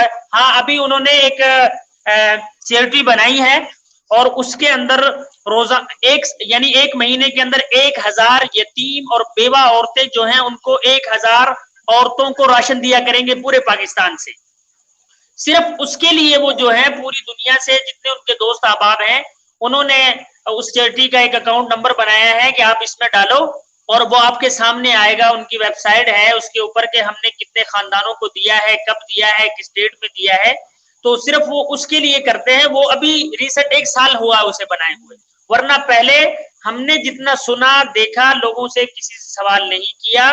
ہاں اخراجات باقی ہیں لیکن ان کی آپ سمجھتے ہیں 200 ایکڑ اگر زمین ہے تو میرا خیال یہ ہے کہ اس کی کوئی 50 کروڑ روپے آمدنی ہونی چاہیے 1 سال کی 200 ایکڑ کی. کیونکہ میں خود کوئی 10-12 ایکڑ کا مالک ہوں تو سال کے اندر 30 سے 40 لاکھ روپے میں اس زمین سے کماتا ہوں 12 ایکڑ سے. تو مولانا تو ریسنٹ زیادہ کماتے ہوں گے اس سے، کیونکہ وہ اتنی زمین ہے، پھر وہ ان کی ساری اپنی مشینری ہے، باغات ہیں، آم کے ہیں، کوئی امرود کے ہیں، لوکاٹ کے ہیں، ان باغات کے جو ہے فصلیں آپ کے بھی آم کے باغات ہیں؟ آپ کے بھی آم کے باغات ہیں؟ نہیں میرے نہیں، مولانا کے. ہمارے 12 ایکڑ تو میں نے کہا میں کوئی فرمائش کر دوں کہ اگلے سال 2-3 پیٹیاں جو آم کی میں بھیج دوں گا ویسے ہی آپ کو. میں چاول بھیج سکتا ہوں، چاول بھیج سکتا ہوں، گندم بھیج سکتا ہوں، مکئی بھیج سکتا ہوں. چلیں یہ مجھے آج پتہ چل گیا مولانا صاحب کے پاس چاول ہے اور میں اس کا بائر ہوں. میں ٹی وی پہ بڑا اوپن کہہ رہا ہوں کہ میں اس کا خریدار ہوں، پیسے دے کے خریدوں گا، کمپلیمنٹری نہیں لوں گا. کیونکہ مولانا صاحب جو ہیں، مولانا صاحب پہ چونکہ جنید جمشید کے ساتھ ملاقات رہی میری، مولانا صاحب بالکل جنید جمشید کی کمپنیز کو سپورٹ کرتے رہے، کوئی پیسہ نہیں لیتے رہے، کوئی کمیشن نہیں لیتے رہے، وہ محبت میں کرتے رہے. لیکن جنید جمشید ان کو باپ کے بڑے بھائی کے رول میں وہ دیکھتا رہا مولانا صاحب کو، اور ان کا بہت بڑا فالوور تھا اور ان کو مولانا صاحب کو کمپلیمنٹری حج کرواتا رہا. اب یہ الگ موضوع ہے. میں آخر میں یہ آپ نے ایسی پھر ایک بات کر دی، یہ کمپلیمنٹری حج کیا ہوتا ہے؟ اچھا یہ پتہ نہیں عمرے یا حج یہ قبول ہوتے ہیں کمپلیمنٹری؟ اردو میں اگر آپ دونوں صاحبان میری کچھ رہنمائی فرمائیں، اردو میں کمپلیمنٹری کو کیا کہتے ہیں؟ یہ ہے نا کہ لکی ڈرا، یہ ایک الگ موضوع ہے کہ لکی ڈرا سے نہیں صرف آخر میں مجھے بتا دیں میرے علم میں اضافے کے لیے کہ اردو میں، میری اردو کمزور ہے بچوں کی بھی، وہ اردو میں کمپلیمنٹری کو کیا کہتے ہیں اور پنجابی میں کیا کہتے ہیں؟ اچھا میں آپ کو ایک بڑی دلچسپ بات بھی بتا دوں مولانا کہ ابھی ہم نے یہاں پر جب کووڈ-19 آیا ہے تو گورنمنٹ نے ایک اعلان کیا کہ جو لوگ ملازمت کرتے ہیں کسی کے پاس وہ گھر سے بیٹھ کے کام کریں گے اور ان کو جو ہے وہ فرلو گرانٹ ملے گی. اچھا میں بڑا حیران ہوا کہ یہ فرلو جو ہے لفظ، یہ تو انگلش کا لفظ ہے، تو ہم تو اس کو پنجابی میں استعمال کرتے رہے. وہ فرلو اوپر سے ادھر سے ادھر سے، وہ انہوں نے بھی یہ کہا اور ابھی تک وہ آپ اگر سرچ کریں گوگل پہ تو لکھا ہوگا فرلو گرانٹ. اچھا فرلو جو ہے وہ انگریزی کا لفظ تھا، ہمیں پتہ نہیں چلا، ہم اس کو فرلو کہتے رہے. وہ فرلو ابھی فرلو نکل گیا، وہ ڈاکو ڈاک ملتان فرلو نکل گیا باروں بار. اچھا اب یہ جو آپ نے لفظ استعمال کیا، میں یہ آخر میں ضرور جاننا چاہوں گا بھٹی صاحب، میری ضرور نالج میں اضافہ کیجئے کہ پنجابی میں جو ہے کمپلیمنٹری کو یا اردو میں کیا کہتے ہیں؟ یہ جو آپ نے پوچھی نا، میں یہ نہیں کہہ رہا ہوں. اللہ تعالیٰ دیکھیں ابھی انہوں نے یعنی آپ کے خیال میں پنجابی کا جو لفظ مفت پر ہے وہ کمپلیمنٹری کا متبادل نہیں ہو سکتا؟ نہیں میں اس لیول پہ بات نہیں کروں گا. میں فیل کرتا ہوں دیکھیں میرے لیے بھی، مطلب میں بھی اگر کمپلیمنٹری کسی سے کوئی چیز لے رہا ہوں جو میری پریویلیج نہیں ہے. آنریری اور کمپلیمنٹری دو الگ الگ چیزیں ہیں. میں آج سارے پروگرام میں وہ وضاحتیں آپ سے لینا چاہتا ہوں جو لوگوں کے ذہن میں ہیں، ٹھیک ہے نا جی؟ اگر آپ دیکھیں نا اتنا سخت لفظ استعمال کریں کمپلیمنٹری اور اس کو منسوب کر دیں مولانا کی ذات سے، تو آپ پنجابی جاننے والے تو فوری طور پہ یہ سمجھیں گے نہیں کمپلیمنٹری سر، نہیں کمپلیمنٹری حج جو ہے وہ رحمان ملک بھی کرایا کرتا تھا نا، آپ کو یاد ہے؟ رحمان ملک بھی کراتا تھا کمپلیمنٹری. میں یہ کہہ رہا ہوں کہ جب امداد سن لے ذرا، کہ جب ان کے جو حج اور ٹورزم کے ٹور آپریٹرز کے طور پہ حج اور عمرے کے پیکج تیار ہوتے تھے، تو مولانا ابھی طاہر صاحب نے کہا کہ مولانا صاحب ان کے جو لوگ جاتے تھے ان کی گائیڈ لائنز کو بینگ اے مینٹور کوچ وہ مولانا صاحب کر رہے ہوتے تھے. تو مولانا صاحب کی انہوں نے یہ بھی کہا بغیر کسی معاوضے کے، بغیر کسی معاوضے کے. اچھا بغیر کسی معاوضے کے ابھی طاہر صاحب نے کہا، میں نے کہا کہ مجھے اس وقت اللہ محروم سے ان کو جوار رحمت میں جگہ دے ملاقات ہوئی، اب تو وہ اس دنیا میں نہیں ہے، تو انہوں نے بھی یہ کنفرم کیا کہ مولانا صاحب ہم سے کوئی پیسہ چارج نہیں کرتے. وہ ہمارے جو لوگ جاتے ہیں حج پہ، یا ان سے تو میرا کوشچن تھا ان سے کہ یار اگر آپ حج پہ جاتے تو عام حج تو 8 لاکھ کا کرواتے ہیں عام آپریٹر، تو یہ وی آئی پی اور وہ اسٹیٹس کو والا جو آپ بات کرتے ہیں یہ ٹاپ والا یہ 16 لاکھ کا ہے. کیونکہ مولانا صاحب کا نام آتا ہے تو لوگ کہتے ہیں ہم نے ان کے ساتھ حج کرنا ہے، ان کی سپرویژن میں حج کرنا ہے. تو وہ میری فیلنگز ہیں جو مجھے یہ مولانا صاحب بتا سکتے ہیں. تو یہ اجرت نہیں ہے، نہ ہی کوئی پرابلم. یہ ہوتا ہے کہ میں اگر کسی کے ساتھ جا رہا ہوں اور میں لک آفٹر کر رہا ہوں، وہ کہتے ہیں جی آپ جائیں آپ کی ٹکٹ ہم دیتے ہیں. یہ حج کے چیزیں یہ میں نے اس پرائے میں یہ بات کی ہے تاکہ لوگوں کو کلیئر ہو. یہ میری مجھے پتا نہیں ہے، لیکن مولانا طاہر صاحب یہ بات کر چکے ہوئے ہیں کہ میرا مولانا نہیں صاحب خیال کہ کبھی وہ کسی ٹکٹ بھی سے لیتے ہوں گے، کلیئر کر دیتا ہوں، میں اسے کلیئر کر دیتا ہوں، میرا نہیں خیال کہ وہ ٹکٹ بھی میں لیتے اسے ہوں گے. کلیئر کر دیتا ہوں. مولانا صاحب حج کرتے ہوئے 30 سال ہو گئے ہیں. یہ اس وقت جو ہے سن 2020 چل رہا ہے اور مولانا 1990 سے حج کر رہے ہیں اور اس کے اندر سے 3 حج ناگا کیے ہیں، باقی 27 سال انہوں نے لگاتار حج کیے ہیں. اور جنید جمشید کی جو کمپنی بنی ہے اسے صرف مولانا اس کے ساتھ جاتے ہوئے 4 سال ہوئے ہیں. 4 سال سے مولانا اس کے ساتھ جا رہے ہیں. اس سے پہلا مولانا کسی ایسی کمپنی کے ساتھ نہیں جاتے تھے. مولانا ہمیشہ ہی اپنی جیب سے پیسہ خرچ کر کے جاتے تھے. باقی جو بات شاید بھٹی صاحب کہہ رہے ہیں یہ بہتر جانتے ہیں، اس بارے میں مجھے علم نہیں ہے کہ میں آپ سے کہوں کہ جی وہ لیتے یا پیسے دیتے یا نہیں لیتے. میرے علم میں مولانا صاحب نے کچھ نہیں کیا، لیکن یہ میری فیلنگز ہیں جو ہو سکتا ہے کہ غلط ہو، وہ مرحوم ہو چکے ہیں. دیکھیں کاروبار کرنا تو ہر شخص کا حق ہے. کاروبار کرنا تو اسلام میں بالکل ناجائز نہیں ہے. کاروبار آپ کر سکتے ہیں کسی بھی قسم کا. اگر آپ ایک عالم دین ہیں تو آپ کتابوں کی دکان بھی کھول سکتے ہیں، آپ قرآن کی اشاعت کا کام بھی کر سکتے ہیں، آپ حج عمرے کا بھی بزنس کر سکتے ہیں. آپ کسی کو اپنی خدمات اگر دے رہے ہیں تو یہ بھی کوئی ناجائز نہیں ہے. یہ تو کوئی ایسا سوال بھی نہیں ہے جو ہم نے ویسے ہی. یہ میرا کویسچن آپ دونوں سے بنتا ہے، طاہر صاحب سے اور آپ سے، کہ مولانا صاحب کو جس طرح انہوں نے جنید جمشید کی ہیلپ کی، کرکٹرز کی ہیلپ کی، باقی لوگوں کے ساتھ بھی ان کو جانا چاہیے، عام پبلک کے ساتھ. میں کویسچن یہ تھا کہ چونکہ جب کوئی بندہ کسی کے ساتھ اسمبل ہو جاتا ہے، ٹیگ ہو جاتا ہے، تو ہمارے معاشرے کی ریت ہے پاکستان میں کہ لوگ وہ چاہے اس کا بینیفیشری بنے نہ بنے، لوگ اس کو دکھا کے اپنا بینیفٹ لے لیتے ہیں. میرا یہ کویسچن تھا. تو یہ اس کو ہم سم اپ کرتے ہیں. آج بہت زبردست باتیں ہوئی مولانا صاحب کی فیملی کے بارے میں. اللہ تعالیٰ ان کا سایہ پاکستان میں رکھے، ان کی عزت، ان کی عظمت. ہم سلام پیش کرتے ہیں مولانا صاحب سے. کوشچن ہم کوشش ہوگی کہ ہم مولانا صاحب کو بھی روشن پاکستان پروگرام میں OTV پہ لے کے آئیں. اور آج طاہر صاحب آپ کا شکریہ. جانے سے پہلے میں آپ کا شکریہ ادا کرتا ہوں، اور امداد بھائی آپ کا شکریہ کہ میں آدھا گھنٹہ لیٹ ہوا تو آپ نے پروگرام کو ہوسٹ کیا.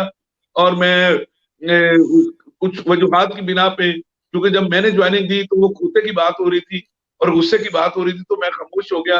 یہ آپ نے سمجھا آپ کی بات ہو رہی اب پتہ نہیں، اب نہیں سن لیں، یہ کھوتا اور غصہ جو ہے یہ دونوں لازم و مظلوم مانے جاتے ہیں. تو یہ پتہ نہیں ہم تینوں میں سے کس کی بات ہو رہی تھی. مولانا صاحب میں معذرت چاہتا ہوں ایک جوک کرنے میں، کیونکہ یہ طارق جمیل صاحب سے میں نے سیکھا کہ اتنے بڑے عالم دین ہوتے. یہ جو کھوتا ہے یہ استقراری تھا یا اختیاری تھا؟ کیونکہ مولانا طارق جمیل صاحب کی جو پریزنٹیشن ہے، حوروں کی جو باتیں کرتے ہیں، وہ اس قسم کی باتیں کرتے ہیں کہ میں جب بیمار تھا تو میں ان کے ریپیٹ میں پروگرام دیکھا کرتا تھا ہاسپٹل میں بیٹھ کے. پہلی دفعہ جب 2015 میں وہ ٹیلی ویژن پہ آئے جب انہوں نے پروگرامز کرنے شروع کیے تو وہ میں ٹی وی سے اٹھتا ہی نہیں تھا. تو میں, حالانکہ مجھے ڈاکٹر نے کہا واک کرو, لیکن طارق جمیل صاحب کی وہ باتیں کہ مجھے جا کے حوریں ملیں گی, تو میرے دل میں آیا کہ میں اچھا اسلام قبول کر لوں. اللہ تعالیٰ دنیا میں بھی ہمیں حوریں دے اور آخرت میں بھی حوریں دے. جانے سے پہلے محرم کا لیکن یہ بات میں آپ کو بتا دوں کہ وہ حوریں اپنی بیوی کی صورت میں ہی ہوں گی. وہ ذرا تھوڑا یہ فرق ہوگا کہ اس بیوی کو اللہ تعالیٰ کی ذات نرم کر دے گی, اور وہ جو صبح اٹھتے ہی ہماری جو ڈیوٹی اور کلاس شروع ہو جاتی ہے وہ شاید جنت میں نہ ہو.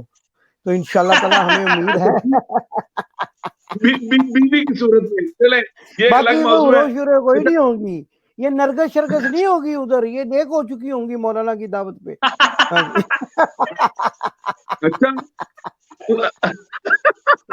مولانا صاحب نے تو بڑی کوشش کی, اور وہ انہوں نے اسلام یعنی مومنہ بن کے, یہ کہہ رہے تھے مسلمان ہونا اور چیز ہے, مومنہ ہونا اور چیز ہے. یعنی مومنہ کے بعد انہوں نے رمضان پروگرامز بھی کیے. مولانا طارق جمیل صاحب کے ہاتھ پہ بیعت کرنے کے بعد انہوں نے ایسے سے رمضان اچھا, یہاں پروگرام میں شروع آپ کر کو دیے. ایک اپنے ناظرین کو بھی اور آپ کو ایک اہم اطلاع دوں ایک سینئر صحافی ہونے کی حیثیت سے. ویسے تو میں طالب علم ہوں کہ وہ مولانا طارق جمیل صاحب تو بہت نیک اور اچھے انسان ہیں. آج ہم نے بڑا اچھا پروگرام کیا, بڑا ہی مزہ آیا ان کی باتیں سن کے. کوشش کریں گے ان کو بھی ساتھ لیں. لیکن یہ جو نرگس والا معاملہ ہے نا, یہ بھی میں آپ کو بتا دوں, یہ آپ مت سمجھیں کہ یہ وہ بیعت کر کے تو مولانا سی شخصیت سے, وہ آپت باکسر دی گولی کو نہ ڈر گئی. وہ آپت باکسر نے اس کو کہا کہ خبردار مجرا نہ کری. اس کے بعد ہمارا ایک لاہور میں ایک دوست ہے, میں یہاں اس کا نام نہیں لوں گا, ہمارا چھوٹا بھائی ہے وہ, ان کے بڑے بھائی میرے بچپن کے دوست ہیں, اور اس نے اس کو کہا نرگس کو کہ اس پہ میں نے کالم بھی لکھا آج سے کئی سال پہلے کہ اب تم اگر ناچو گی تو میں تمہیں جو ہے نا وہ اوپر پہنچا دوں گا. اور وہ اس کے بعد یہ کئی سالوں کی بات ہے جب سے اس نے یہ چھوڑ دیا ہوا ہے یہ سٹیج پہ آنا. یہ مولانا صاحب بڑے محترم ہیں, لیکن یہ اس ہمارے چھوٹے بھائی کی, جس کو یعنی لاہور جو ہے وہ بڑی جو ہے وہ غصے اور دہشت کی علامت سمجھتا ہے, یہ اس کے کہنے پر, اس کی جو ہے وہ حکم پر نرگس جو ہے ہماری جو اداکارہ ہیں پاکستان کی. اور یہاں یہ بھی میں اپنے ناظرین کو بتاؤں, بڑی تاریخی بات ہے یہ بھی, اس لیے میں آپ لوگوں کا ٹائم مزید 2 منٹ لے رہا ہوں معذرت کے ساتھ, کہ یہ جو جواد وسیم ہیں یہ ایک ایسے نیک انسان ہیں کہ جنہوں نے, جب میں بالکل یعنی سمجھیں کہ 18-19 سال کا 20 سال کا نوجوان تھا, جنہوں نے سٹیج پہ الحمرہ میں کام شروع کیا, تو یہ واحد اداکار ہیں جو الحمرہ کی, اس وقت الحمرہ ہال ایک چھوٹا ہال ہوا کرتا تھا, تو وہاں پر جو مسجد تھی یہ وہاں امامت کرایا کرتے تھے. آج کی بات نہیں ہے یہ, میں آپ کو 30-32 سال پہلے کی بات بتا رہا ہوں. تو یہ جواد وسیم واحد وہ ایک اداکار تھے اس زمانے میں. اب تو ذرا ماڈرنائزیشن آ گئی, لوگوں نے حج بھی کر لیے, بڑے بڑے جو سٹیج کے اداکار ہیں وہ حج کر رہے, کئی دفعہ حج کر لیے, اور پھر بھی وہ سٹیج نہیں چھوڑتے. بہرحال اللہ تعالیٰ رزق کے اسباب تو ہر ایک کے لیے پیدا کر دیتا ہے. تو لیکن یہ ہے کہ یہ جواد وسیم جو ہیں یہ اسی وقت سے ماشاءاللہ اللہ تعالیٰ ان کو زندگی دے, صحت دے, اور ان کی نیکیوں کو شمار کرے. انہوں نے اسی وقت وہاں پر جو ہے جماعت کا اہتمام, اگر مولانا میں درست کہہ رہا ہوں تو آپ تصحیح فرما دیجیے گا, اسی وقت انہوں نے جماعت کا اہتمام کیا تھا. اور یہ تمام اداکاروں کو نماز کی تلقین کیا کرتے تھے. میری آنکھوں دیکھا واقعہ, میں زمانے میں لاہور میں رپورٹنگ کرتا تھا. ایک انہوں نے مسجد بنا رکھی تھی, مسجد بنی ہوئی تھی الحمرہ میں, اور ایک جو اداکار سلطان رائی تھے انہوں نے بھی اسٹوڈیو میں ایک مسجد بنائی تھی, اور وہ بھی وہاں امامت کرایا کرتے تھے. تو یہ ایک روشن جو پاکستان پروگرام کا نام ہے, یہ روشن چہرے ہیں جن کو ہم آپ کے سامنے بیان کر رہے ہیں. شاہد بھٹی صاحب بہت شکریہ. دیکھیں جی, اللہ تعالیٰ جس کو بھی رائے راست پہ لے کے جائے اور دین حق پہ چلنے کی توفیق عطا فرمائے, یہ اللہ تعالیٰ خود سلیکٹ کرتا ہے بندے. کیوں جی مولانا صاحب, میں صحیح کہہ رہا ہوں غلط کہہ رہا ہوں؟ تو میں آج چونکہ محرم میں ہم یہ پروگرام کر رہے ہیں, کل یہ پروگرام نہیں ہوگا روشن پاکستان یا امداد صاحب, کل 10ویں محرم ہے, تو اس کے حوالے سے صرف جانے سے پہلے میں آپ کا شکریہ بھی ادا کرتا ہوں, امداد بھائی کا بھی کرتا ہوں, اور اوورسیز پاکستانیوں کو بھی کرتا ہوں, اور ڈومیسٹک پاکستانیوں کو بھی کرتا ہوں. آج بہترین میری لائف میں کسی بھی مولانا کے ساتھ اتنا زبردست پروگرام, اور امداد بھائی کی وہ میٹھی اور کھٹی اور چپٹی ہوئی باتیں, وہ سارا میش ہوتا ہے کیونکہ ان کا ایک اپنا تجربہ ہے. اور مولانا صاحب صرف ایک بات جانے سے پہلے, اس سے پہلے کہ ہم اس کو آف کریں, محرم کا پروگرام تو الگ ہی ہوگا کیونکہ وہ ایک الگ موضوع ہے, اور وہ ایک ایسے اسلام میں ایک ایسا دن ہے, اور اسلام کے پہلا مہینہ ہے, की 9वीं और 10वीं मुहर्रम, ये पूरी दुनिया मुहर्रम का एहतराम करती है अपने अपने अंदाज में। हर मुल्क का अपना अपना एक SOP है, उसके मुताबिक वो काम कर रहे होते हैं। सिर्फ आप जाने से पहले मुहर्रमुल हराम ये लफ्ज जो है इसको एक्सप्लेन कर दें 1 मिनट में, ताकि प्रोग्राम हम इसको समझ लें। और ये भी ऐलान है कि अगले हफ्ते हम अपने टेलीविजन पे, ओवरसीज टेलीविजन पे, पाकिस्तान के मारूफ उलमा इकराम के साथ एक बैनुल मज़ाहब कॉन्फ्रेंस जो है, ऑनलाइन कॉन्फ्रेंस, उसका एहतमाम कर रहे हैं, जिसमें मौलाना इब्तिसामुल हक ज़हीर साहब हमारे साथ, इब्तिसाम इलाही ज़हीर साहब हमारे साथ होंगे, जिसमें हम कोशिश कर रहे हैं मौलाना सैयद जवाद नकवी को साथ उस प्रोग्राम में शामिल करने की।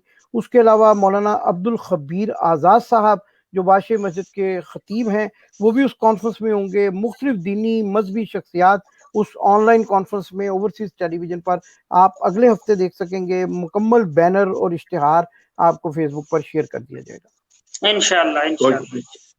जी सर, ये इसके लिए मैं अर्ज कर दूं भट्टी साहब, हमारे यहाँ ये बात चलती है कि जी मुहर्रम को इसलिए हुर्मत का महीना किया गया है कि इसके अंदर इमाम हुसैन आली मुकाम रजी अल्लाह तआला अन्हु को शहीद किया गया, इस वजह से इसको मुहर्रम कहते हैं। हालांकि ऐसा नहीं है, क्योंकि ये महीने तो इस्लाम के ज़हूर से पहले मौजूद थे, तमाम महीने। और अल्लाह की तरफ से बाज एक किताब है अस्मा और रिजाल, उसमें लिखी है ये बात कि ये आदम अलैहिस्सलाम से लेकर ही 4 महीनों में हुर्मत साबित थी, और बाद में लिखी मूसा अलैहिस्सलाम से हुर्मत साबित थी रजब का महीना, एक रमजान का महीना, एक जिलहज्जा का महीना, और बाद में लिखा शाबान का महीना, और चौथा महीना मुहर्रमुल हराम।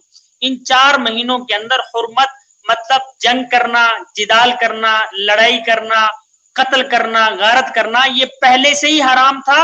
और इस मुहर्रमुल हराम के महीने का नाम पहले से ही मुहर्रम था। बाकी रही 10 मुहर्रमुल हराम, तो 10 मुहर्रमुल हराम का जो दिन है ये पहले से ही ताजीम का दिन था। लोग इसमें रोजा रखते थे।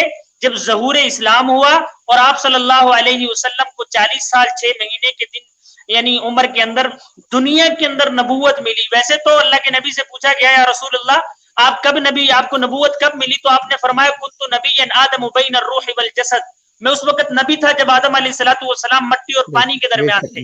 मगर दुनिया के अंदर जब ज़हूर इस्लाम 40 साल 6 महीने की उम्र में आपको मिला, तो आपसे सहाबा ने पूछा, या रसूलुल्लाह आशुरा यानी 10 मुहर्रम का रोजा ये लोग रखते हैं, हम भी रखें कि ना रखें?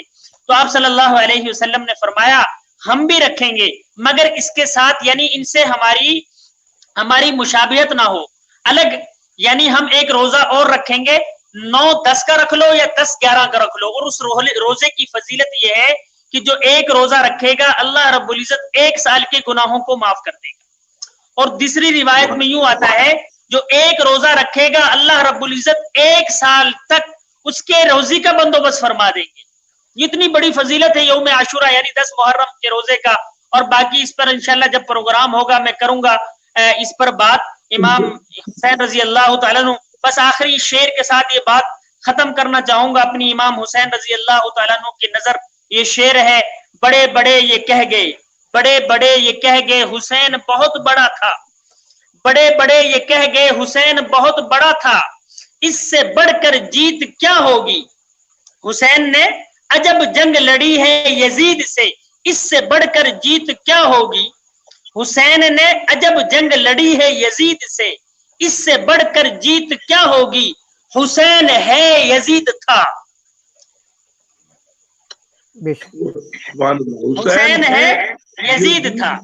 बस मैं इसी बात पर अपनी बात को खत्म करना चाहूंगा। और खत्म करते करते शायद भट्टी साहब, खसूसन आपका मैं इंतहाई मशकूर हूँ और लेट आने पर माजरत खा हूँ। और मुझे आपका नाम जहन से निकल गया, इमदाद हुसैन। इमदाद हुसैन साहब। और आपने जो वाकया बताया, मेरे वालिद साहब का नाम गुलाम हुसैन, तो जैसा गुलाम हुसैन था, हुसैन था गुलाम। इमदाद यानी इमदाद करने वाले हमारे जो नबी हैं, वो नात है ना कि दुनिया के अंदर वो आए जिसने फकीरों को, जिसने अमीरी में फकीरी की। सुभान अल्लाह, सुभान अल्लाह।